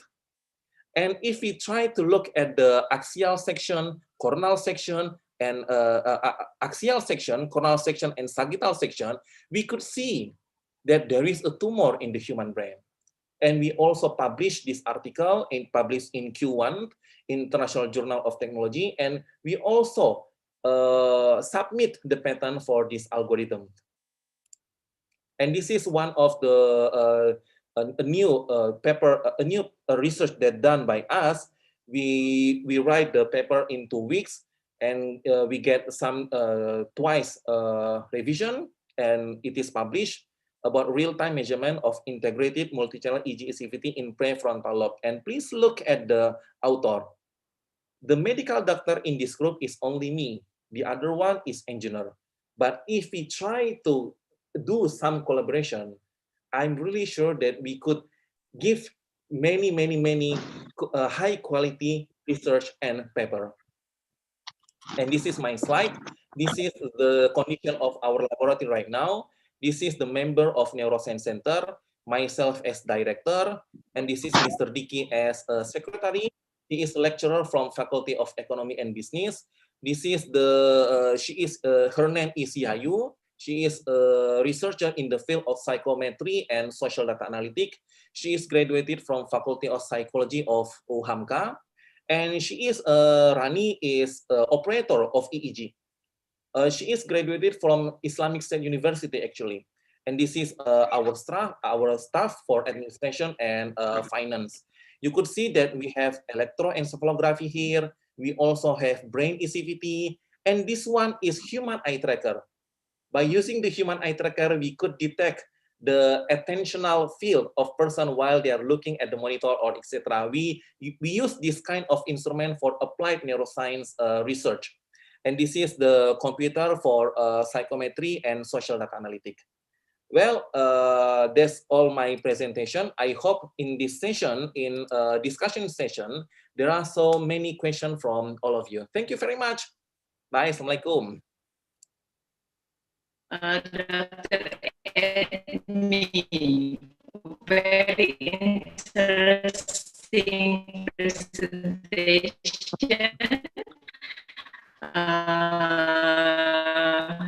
Thank you.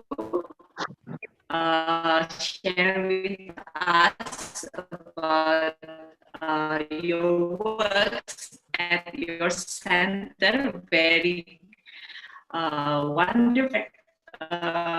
Professor Suyuzu share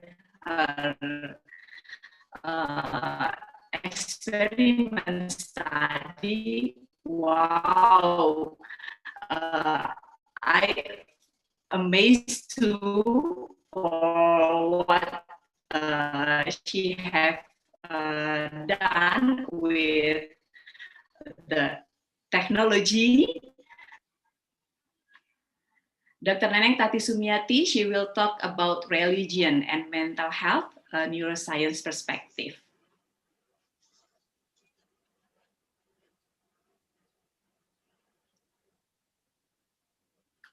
Dr. Neneng? Yes. Okay, yes. Time is yours, Bu Neneng. Okay, thank you. Bismillahirrahmanirrahim. Thank you. It's an honor for me to be in this forum. Assalamualaikum warahmatullahi wabarakatuh. The Honorable my Dean, Dr. Jahratun Nihaya, MSc, and my colleague, and ladies and gentlemen, Bismillahirrahmanirrahim. I will presentation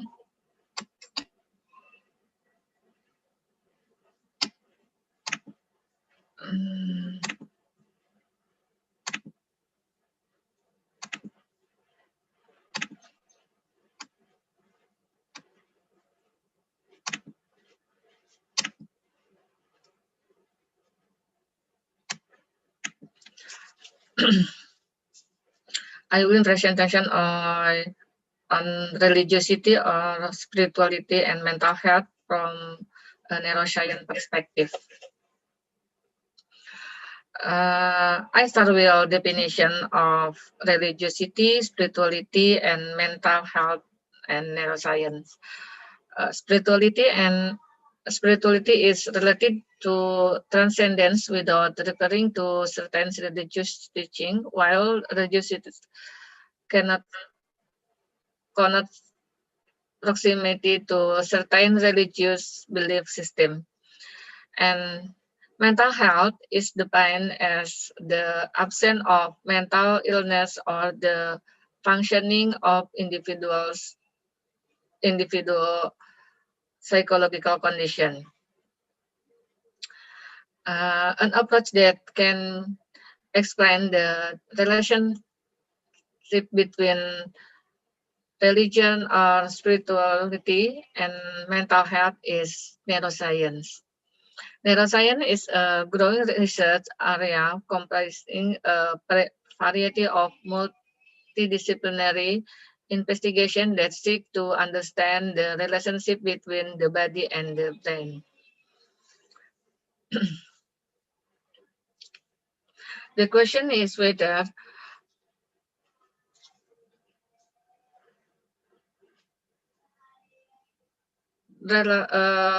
religiosity or spirituality promotes mental health.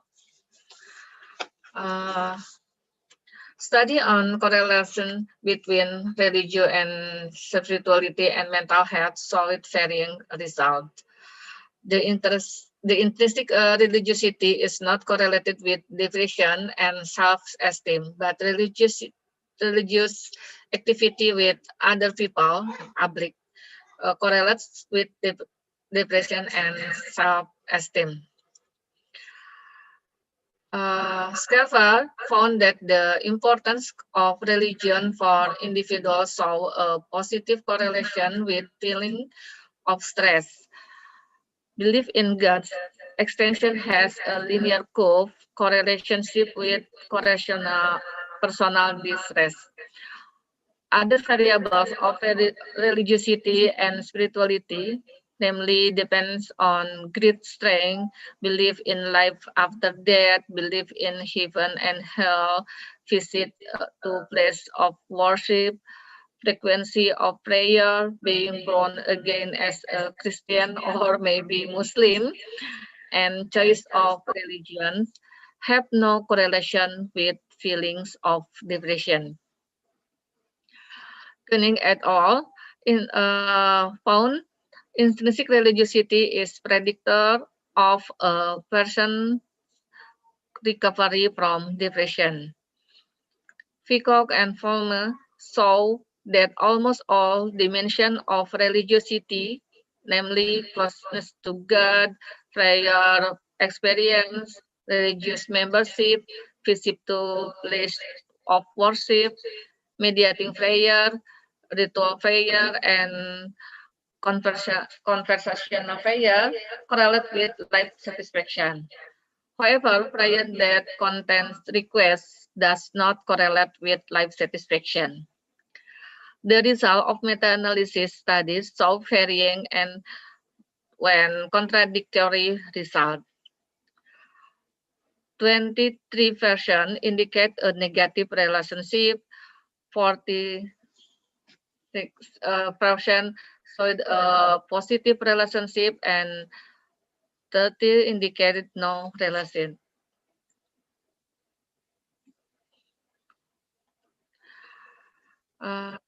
The result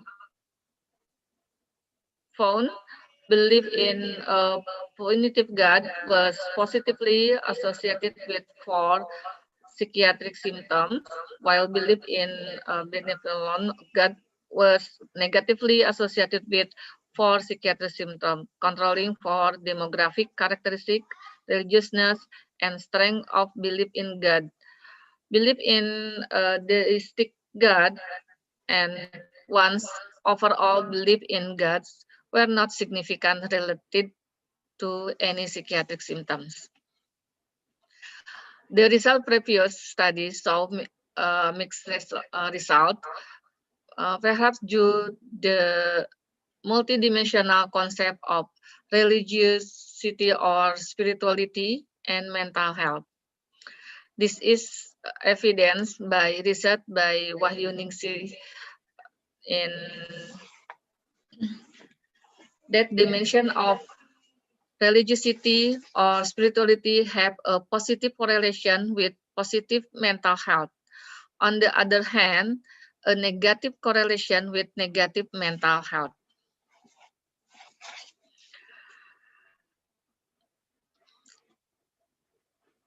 Next study, religiosity or spirituality may impact mental health towards multiple dimensions, include the biology, the biological, psychological, and social realm. Mental illness is a time when personal resources are challenges, and religious or spirituality may be a clinically significant positive or negative source of coping.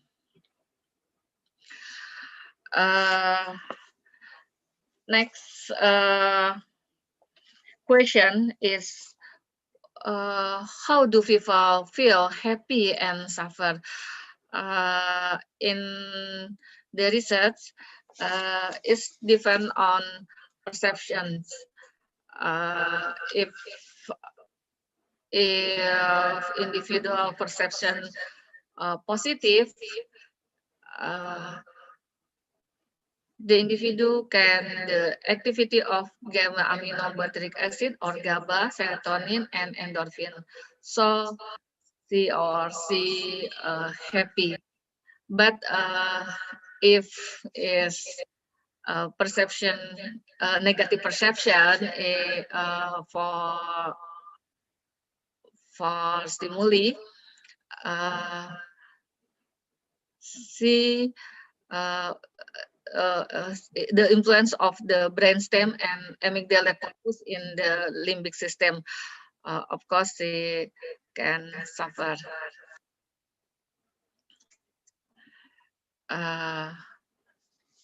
The questions, next question is, how does religiosity or spirituality affect mental health? Physiological biomarkers capture the dysregulation in cardiovascular system, hypothalamus, pituitary, adrenal axis, sympathetic system, and metabolic process, and refer to the body stress response. Stress promotes adaptation in body system in the short term, but prolongs leads over time to wear and tear on the body. This condition or allostatic load lead to impairment immunity, atherosclerosis, obesity, and atrophy of nerve cells in the brain. Many of these processes are seen in psychiatric disorder. Spiritual, religious, and the other factor and that enhance coping, decrease physical or emotion stress, decrease risk-taking behavior, or enhance positive health behavior may be protective factor against the chronic wear and tear on the body system. Cognitive factor such as a sense of coherence or other factors such as social relationship are protective regarding allostatic load and may be associated with religiosity activity. The practical implication of the relation between religiosity or spirituality and mental health is behavior, altruism, gratitude, or forgiveness.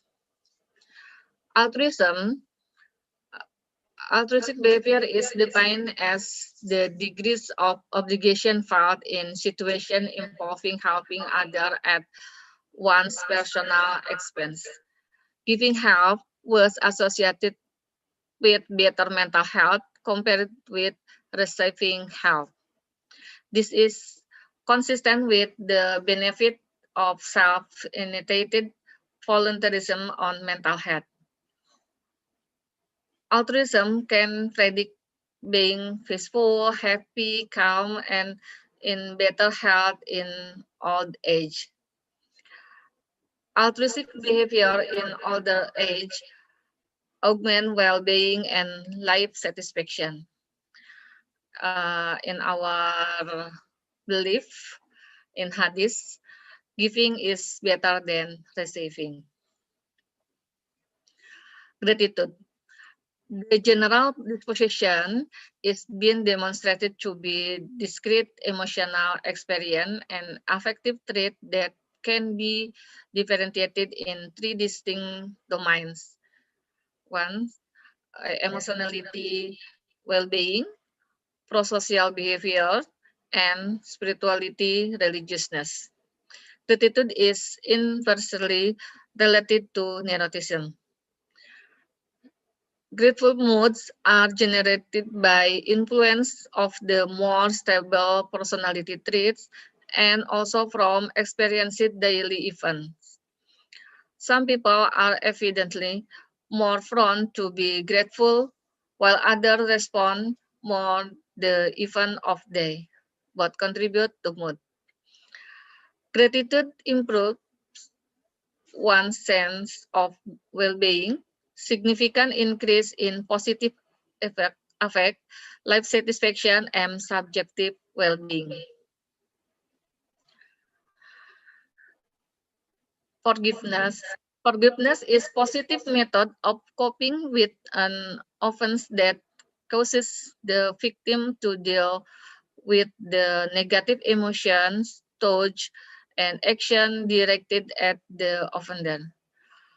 Forgiveness is reduction in unforgiveness and the promotion of more positive understanding and regard for the offended. This definition, of course, of forgiveness does not include expectation of releasing the offender from responsibility, ignore or minimize the offense, and demand reconciliations. Unforgiveness has been associated with negative emotional and physical effects. Emotional and physiological response experienced chronological repression, stress that can affect the functioning of the immune system. Chronic stressors, including the stress of mental illness, are far the burden of stress leading to health consequences. The numerous studies indicate the positive effect of forgiveness on self-related health, hypertension, chronic pain, addiction, and PTSD. Depression, PTSD, and other psychiatric disorders are significantly higher among people who demonstrate less forgiveness year after the event. Thank you. Yes. Okay. Thank you so much, Bu Neneng. Okay, Bu Neneng has already shared with us about the role of religiosity or spirituality to improving mental health, and she also described about maybe there is a different neuroimaging between religious people and not religious people. Maybe Dr. Admi will share about us more about this. Okay, ladies and gentlemen, we already heard from three speakers. The first from Professor Su Yuzu with his experimental research, and Dr. Emi from medical, and Dr. Neneng Talvisumiati from psychology perspective. Okay, now we can open answering and asking and answering session. Okay, you can put your questions in chat room, or you can also directly ask to our speaker today. And I saw in chat room already have 3 questions from Eko Julianto from Universitas Tidar. Okay, what is kind of brain EEG wave that is used for analyzing rumination? But I think Miss Sue already answered your questions. Or Miss Sue, Professor Sue, do you want to explain more about these questions? Oh yeah. Okay. I try to have a quick answer to that because usually I have to take like 1 semester to teach what's EEG. So but I think Dr. Admi he already gave a really precise introduction about EEG in a very short time, and that's very helpful. Yeah. So what I analyzed basically that's an event-related time domain data analysis. So it's very specific to the task performance. So because the EEG is advantage in time, so it can really capture the detail, the brain signal change according to the stimuli onset. So what exactly happened after the stimulus onset and how our brain interact with the stimuli we saw. So on the computer. So that's not new technique or analysis. It's kind of widely used. And at the same time, also, because we have the data, so we also do a time frequency analysis. But because it's time today, I didn't share with you what we found in the time frequency analysis. So maybe in the future, if we have more chance to talk to each other, I will try to explain more what we found in the future. Thank you. Yes, okay, thank you. And we have another question. This is from my students, Indi Harun Ain. Okay. Thank you in advance for the great speakers for sharing today, she said. I would like to ask Dr. Admi, what are your thoughts on the importance of applying neuroimaging for psychological assessment, especially for Indonesian psychologists to assess clients suffering mental illness in the appliances and instruments of neuroimaging? How important is it? Or in other words, is it an obligation to each psychologist to master neuroimaging for the psychological assessment and practice to increase its accuracy?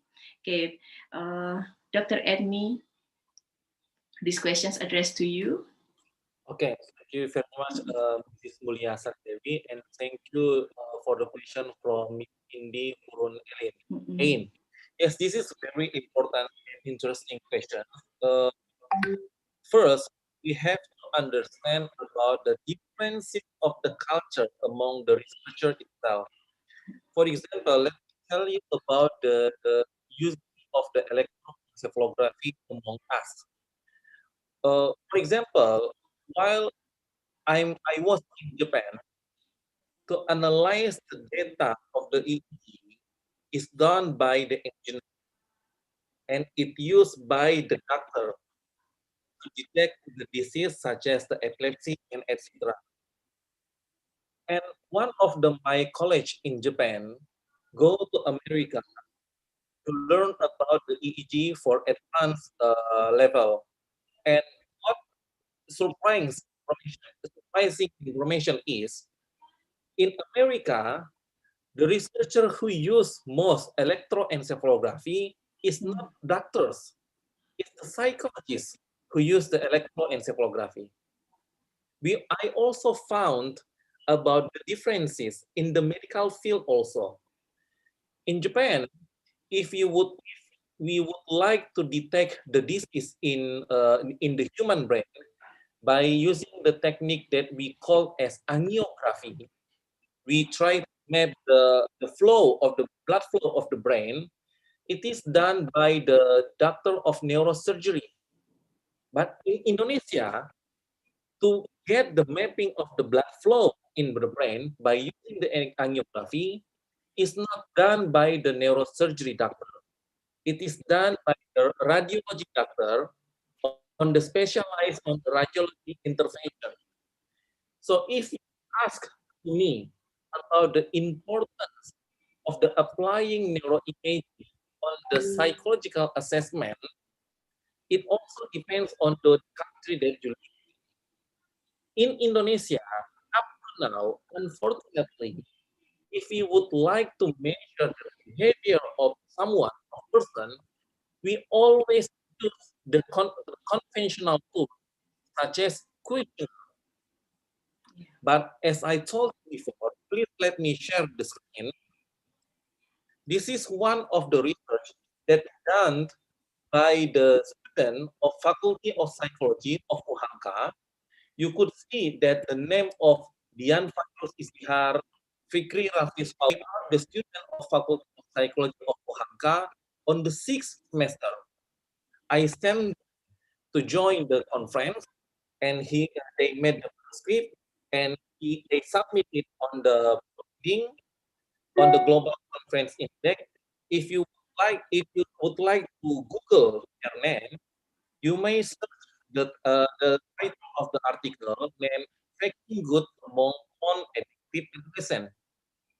Based on our research, we found that among the participants, there were a phenomena called a faking good. It doesn't mean that the participants were lying, but it is the psychological condition that if we give the participant a very what I could say in sensitive question,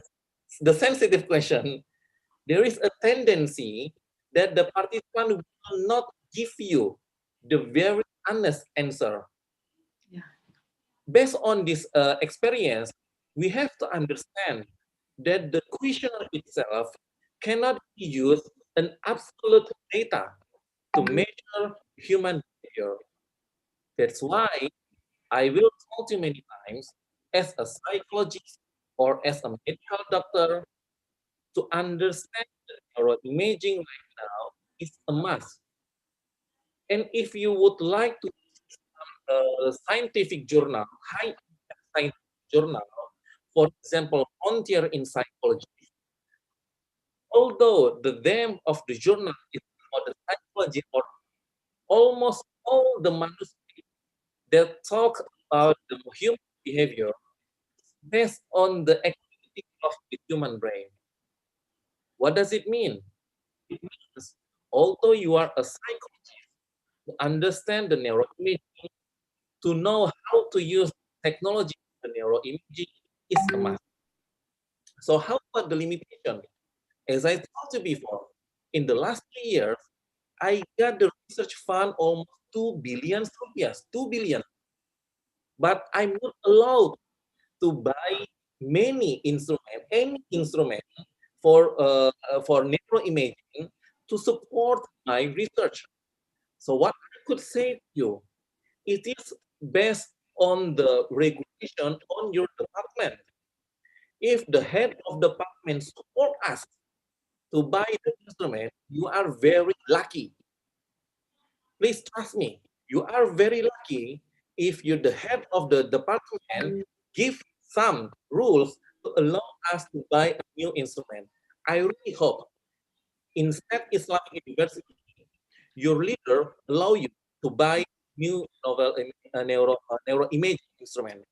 That I would like to say, answer, Ms. Devi. Yeah, I mean, I hope we have Miss Yufi here, and I'm sure she heard about your suggestions. So we really hope that our faculty will have those instruments. I agree with you. That's very important for assessment, psychological assessment, using not only you say conventional instrument, but we can use neuroimaging instrument. Professor Su, which you have so many tools, instrument and budget. Unlimited budget, maybe. We're very different here. Maybe you have what suggestions for us? Well, my budget is not limited, unlimited. Actually, it's limited. But I think in my situation was lucky.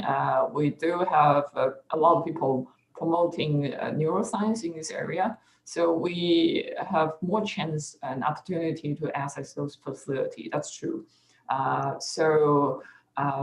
if any audience, you are dean for the moment or head of the department, please invest those facilities for the future, because I think that's a very important step for psychologists and also people who study in neuroscience can collaborate, or even in the medical side can collaborate with each other to have a better research product.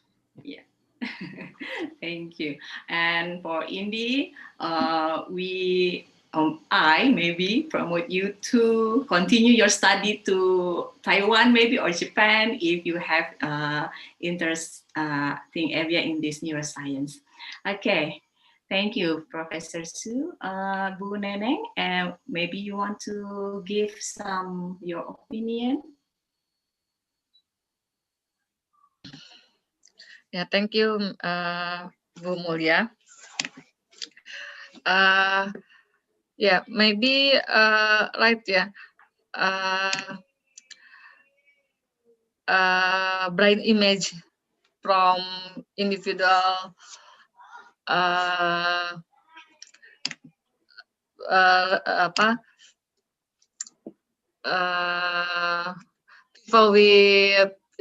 people with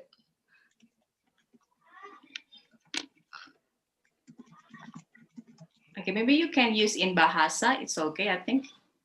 Okay. Sorry, my English not fluent.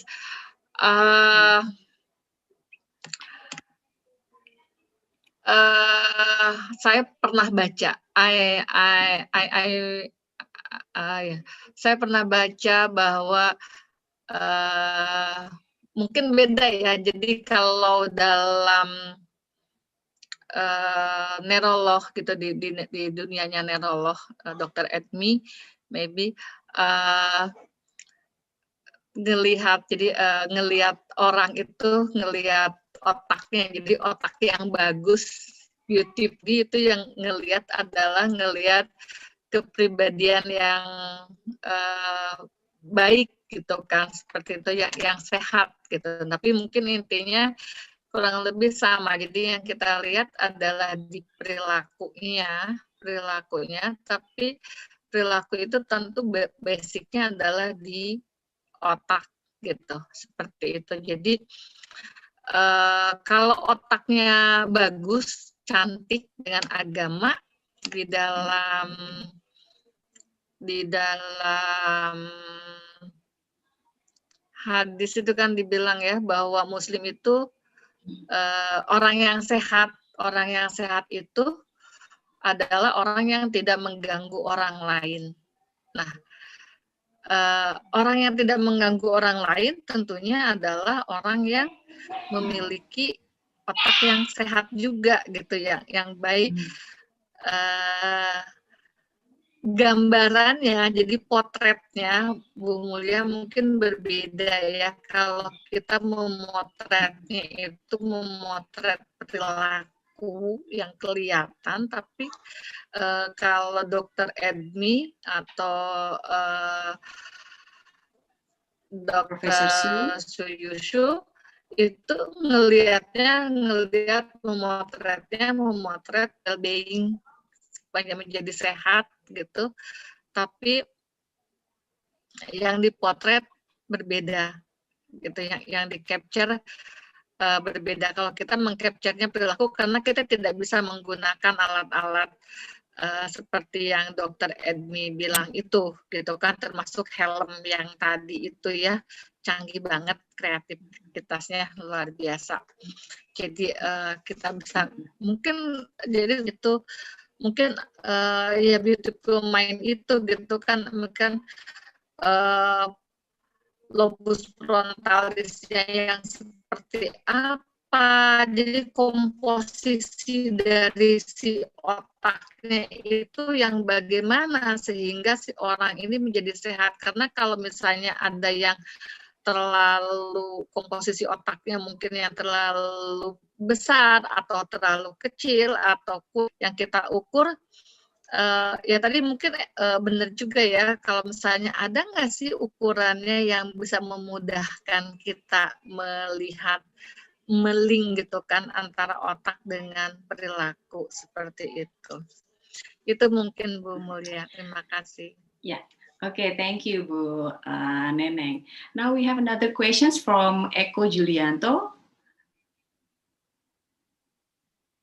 Yeah. Yeah, Eko Julianto. He said, I will conduct a research in educational neuroscience.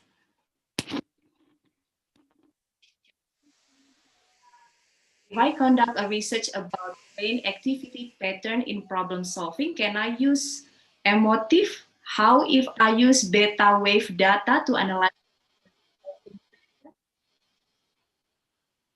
Okay, Dr. Admi, the question is for you. Okay, thank you very much, Mr. Eko Julianto from Tidar University. Well, I'm really sure both Professor Zuyusu and Mrs. Nenen Tati Sunyati could also answer this question. There are two topics that I get from the question of Eko Julianto. The first one is the use of the instrument of neuroimaging. And the second one, he asked me about the use of the beta wave. I think before answering about the beta wave, we have to understand this concept first. There are so many things that we can measure by using the neuroimaging. We don't talk about the region of the human brain, but we have to understand first about the design experiment, experimental design to measure the human behavior. We have to neuroimaging is always an additional instrument. What we have to learn first is the design, experimental design. But before that, we also have to understand the operational definition of what we are talking about. For example, what Mrs. Neneng Tati talked at before, he talked about the neuroscience and spiritual. Well, right now, I'm one of the examiner of the doctoral candidate of Faculty of Psychology of Gajah Mada for her dissertation.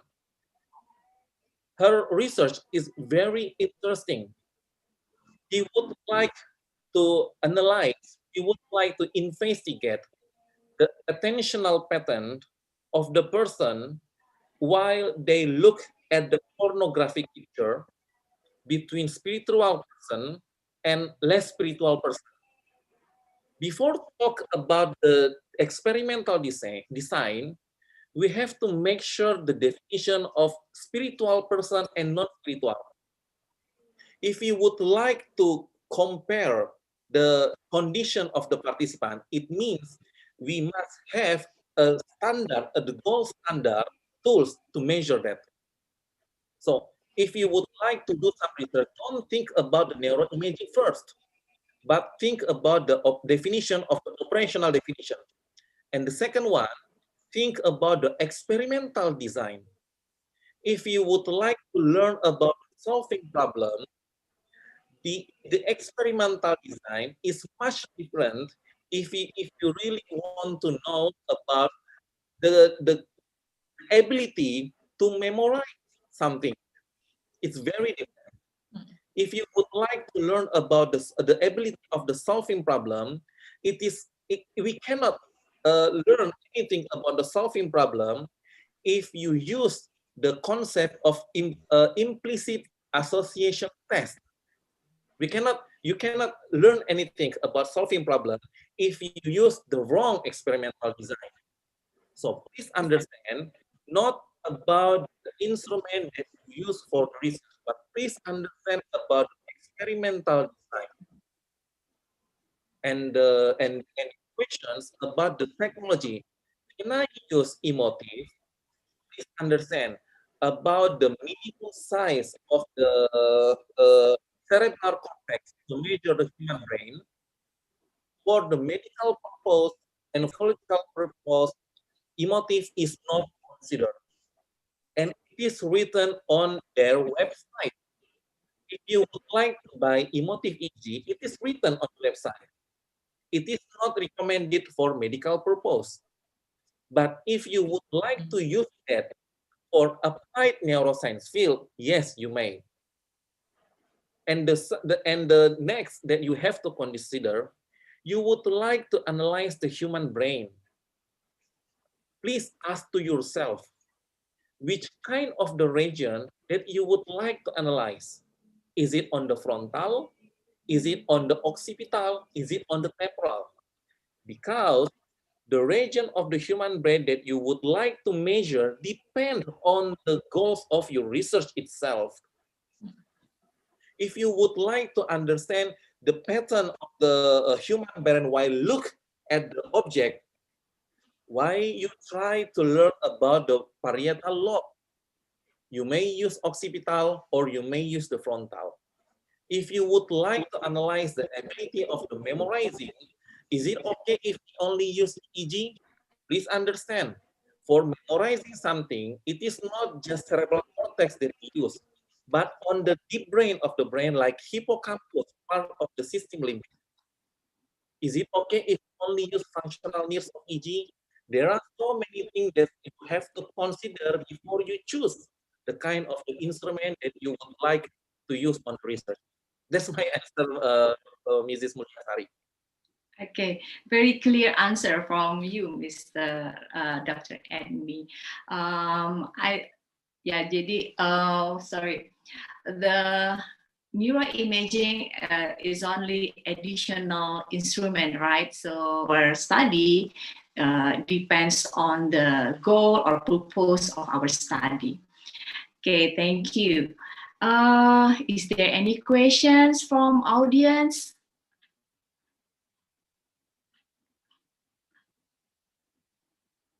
Okay, Mr. Eko also said thank you, Dr. Amy. It's a great explanation.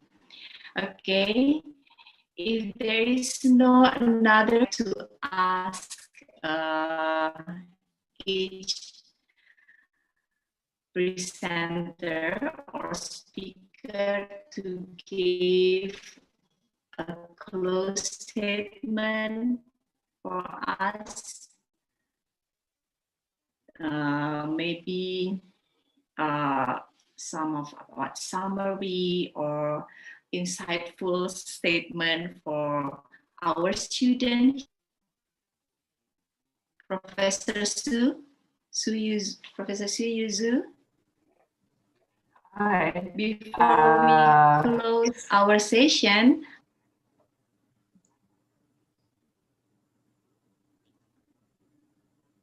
oh, okay, because there is a signal loss, so let me double check. So, okay, so I think, and also I also like to thank my student Risa, and she come from the State Islamic University of Jakarta, and it's very nice to have her here. I think we will try to help you or trying to answer your question as much as we can. Thank you. okay, thank you, Professor Su. Okay. Okay, we hope we can collaborate in another research between faculty and faculty. I don't know. I think there's an echo. Do you hear also? Okay, next, Dr. Admi. Okay. Maybe Dr. Admi, there are I some would like to hear your message that I would like to share to you. The first one, yes, we have to consider about the using of the neuroimaging technique to support our knowledge on the psychological aspect. And the second one, based on our location in Indonesia, budget is important. But if we don't have it, what could we do? Please understand that there are many scientists in Indonesia that probably support your work. So the collaboration is also one of the options. But please understand, if you would like to join with other researchers to make some memorandum of understanding, whatever it is, the most important thing is not come to person, come to university, would you please to collaborate with me? No, that's not the important one. The first thing that you have to determine first is the topic of the collaboration that you would like to make. Is it about the research? Is it about the study? Is it about the funding and what else? If you would like to collaborate on the field of research, please consider first about the topic of the collaboration, about the topic of the research with other researchers. For example, between me and Professor Suisu, I just chat with him, with her, maybe to do some collaboration. But if we really want to do some collaboration, we have to determine first about the topic of the research. If we make clear about the topic of the research, what we name as memorandum of understanding or whatever it is just a formalization. Please make sure, please talk with many researchers in the world about your work and the probability to work with them. But if you would like to do some collaboration, please understand first about our partner. I would like to collaborate in with Professor Zuyusu. So what I'm doing right now, I just Google her name and I learn about her publication. Oh, I know she is very expert in this field. I also need this skill. Let's collaborate. I have this one, you have this one, let's collaborate it. So ceremonial is not important in the field of, if you really want to do some collaboration, focus on the topic, focus on the design, focus on the experimental. That's my. Thank you very much, Dr. Admi. Okay, you give a very insightful message for us, especially how to make collaboration and to focus to the topic. Okay, I hope you. Okay, Dr. Admi. Yeah. Okay, thank you very much. Next for Ibu Neneng. Yes.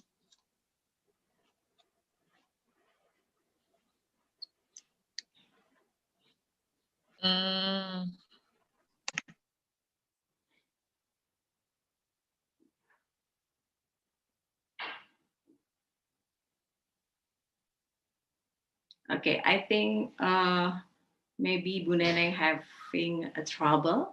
Okay, thank you very much all our speakers today and our audience for your participation and involvement.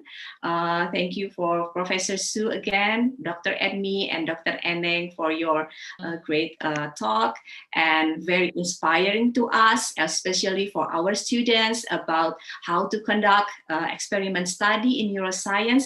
And I think your presentation opened our eyes about the technique, the method in experiments, and Dr. Admi a few times remind us to consider for something before doing a research.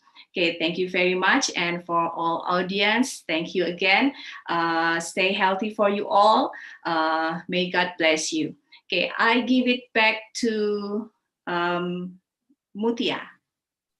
Assalamualaikum. Thank you so much for Madam Saride.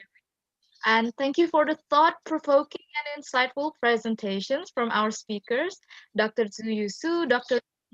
Edison, PhD, and Dr. Neneng Tati Sumiati, psychologist.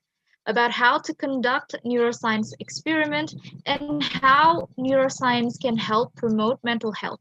And thank you so much, Madam Mulyasari Dewi MSE. You're amazing in moderating the panels. I hope we're all still enthusiastic up to this point. And moving on to the next agenda, a prayer led by Dr. Ghazi MSE. For Dr. Ghazi MSE, time is yours.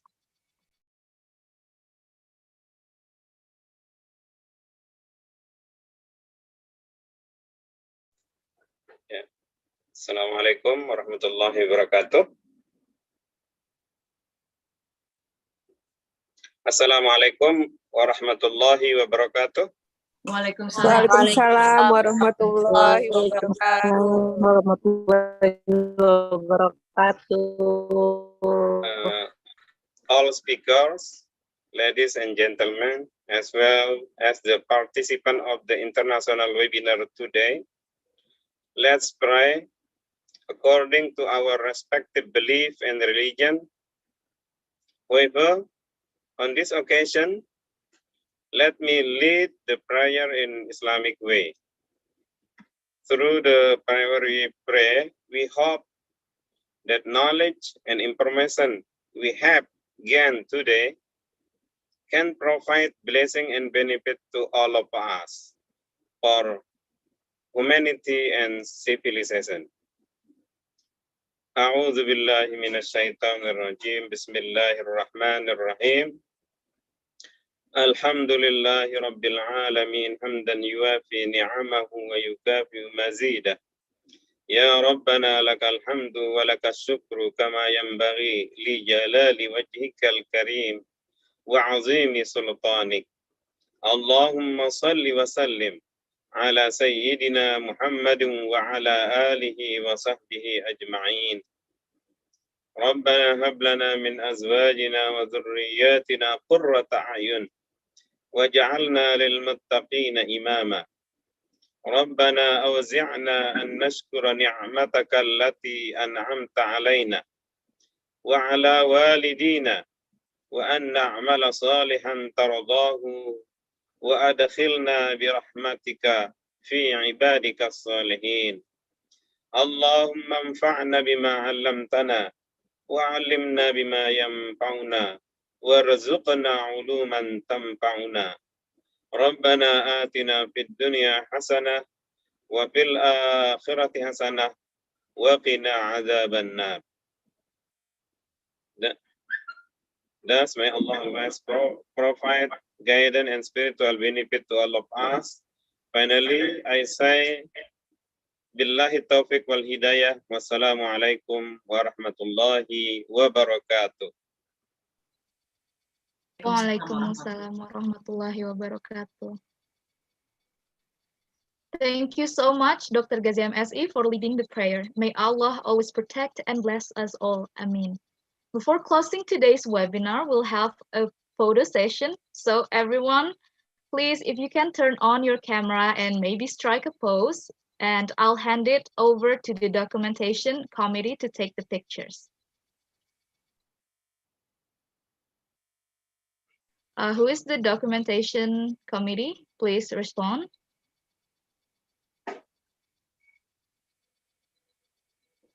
Komite Dokumentasi, PDD.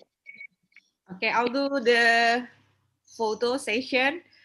Okay, Madam Yufi. Okay, please smile and show me your best smile ever.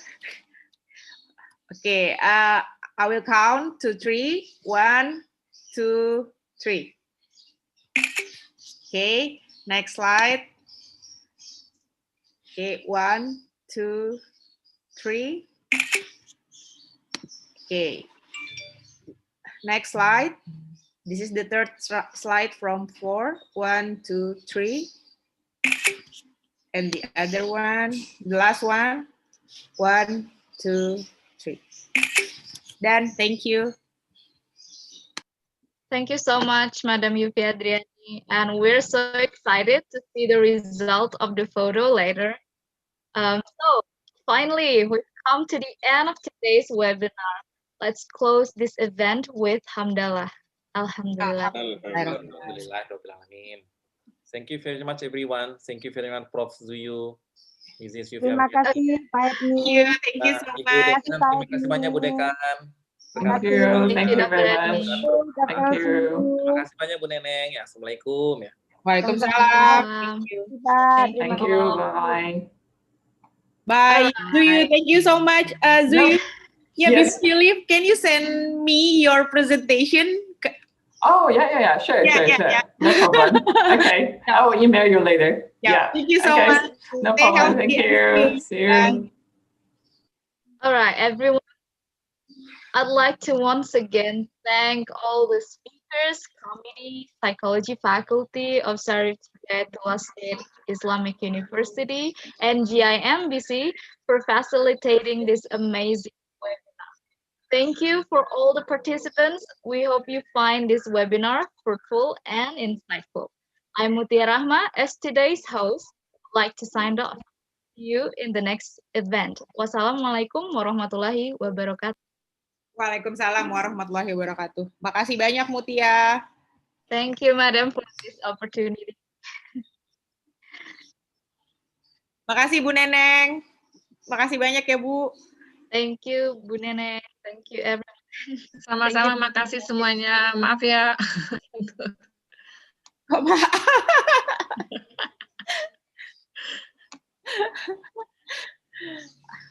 Oke, Pak Ahmad, aku you may izin close ya. the Zoom. Ya, terima kasih Bu Neneng, terima kasih semua, Mutia semua. Jaga kesehatan, Bu Neneng, dan semuanya.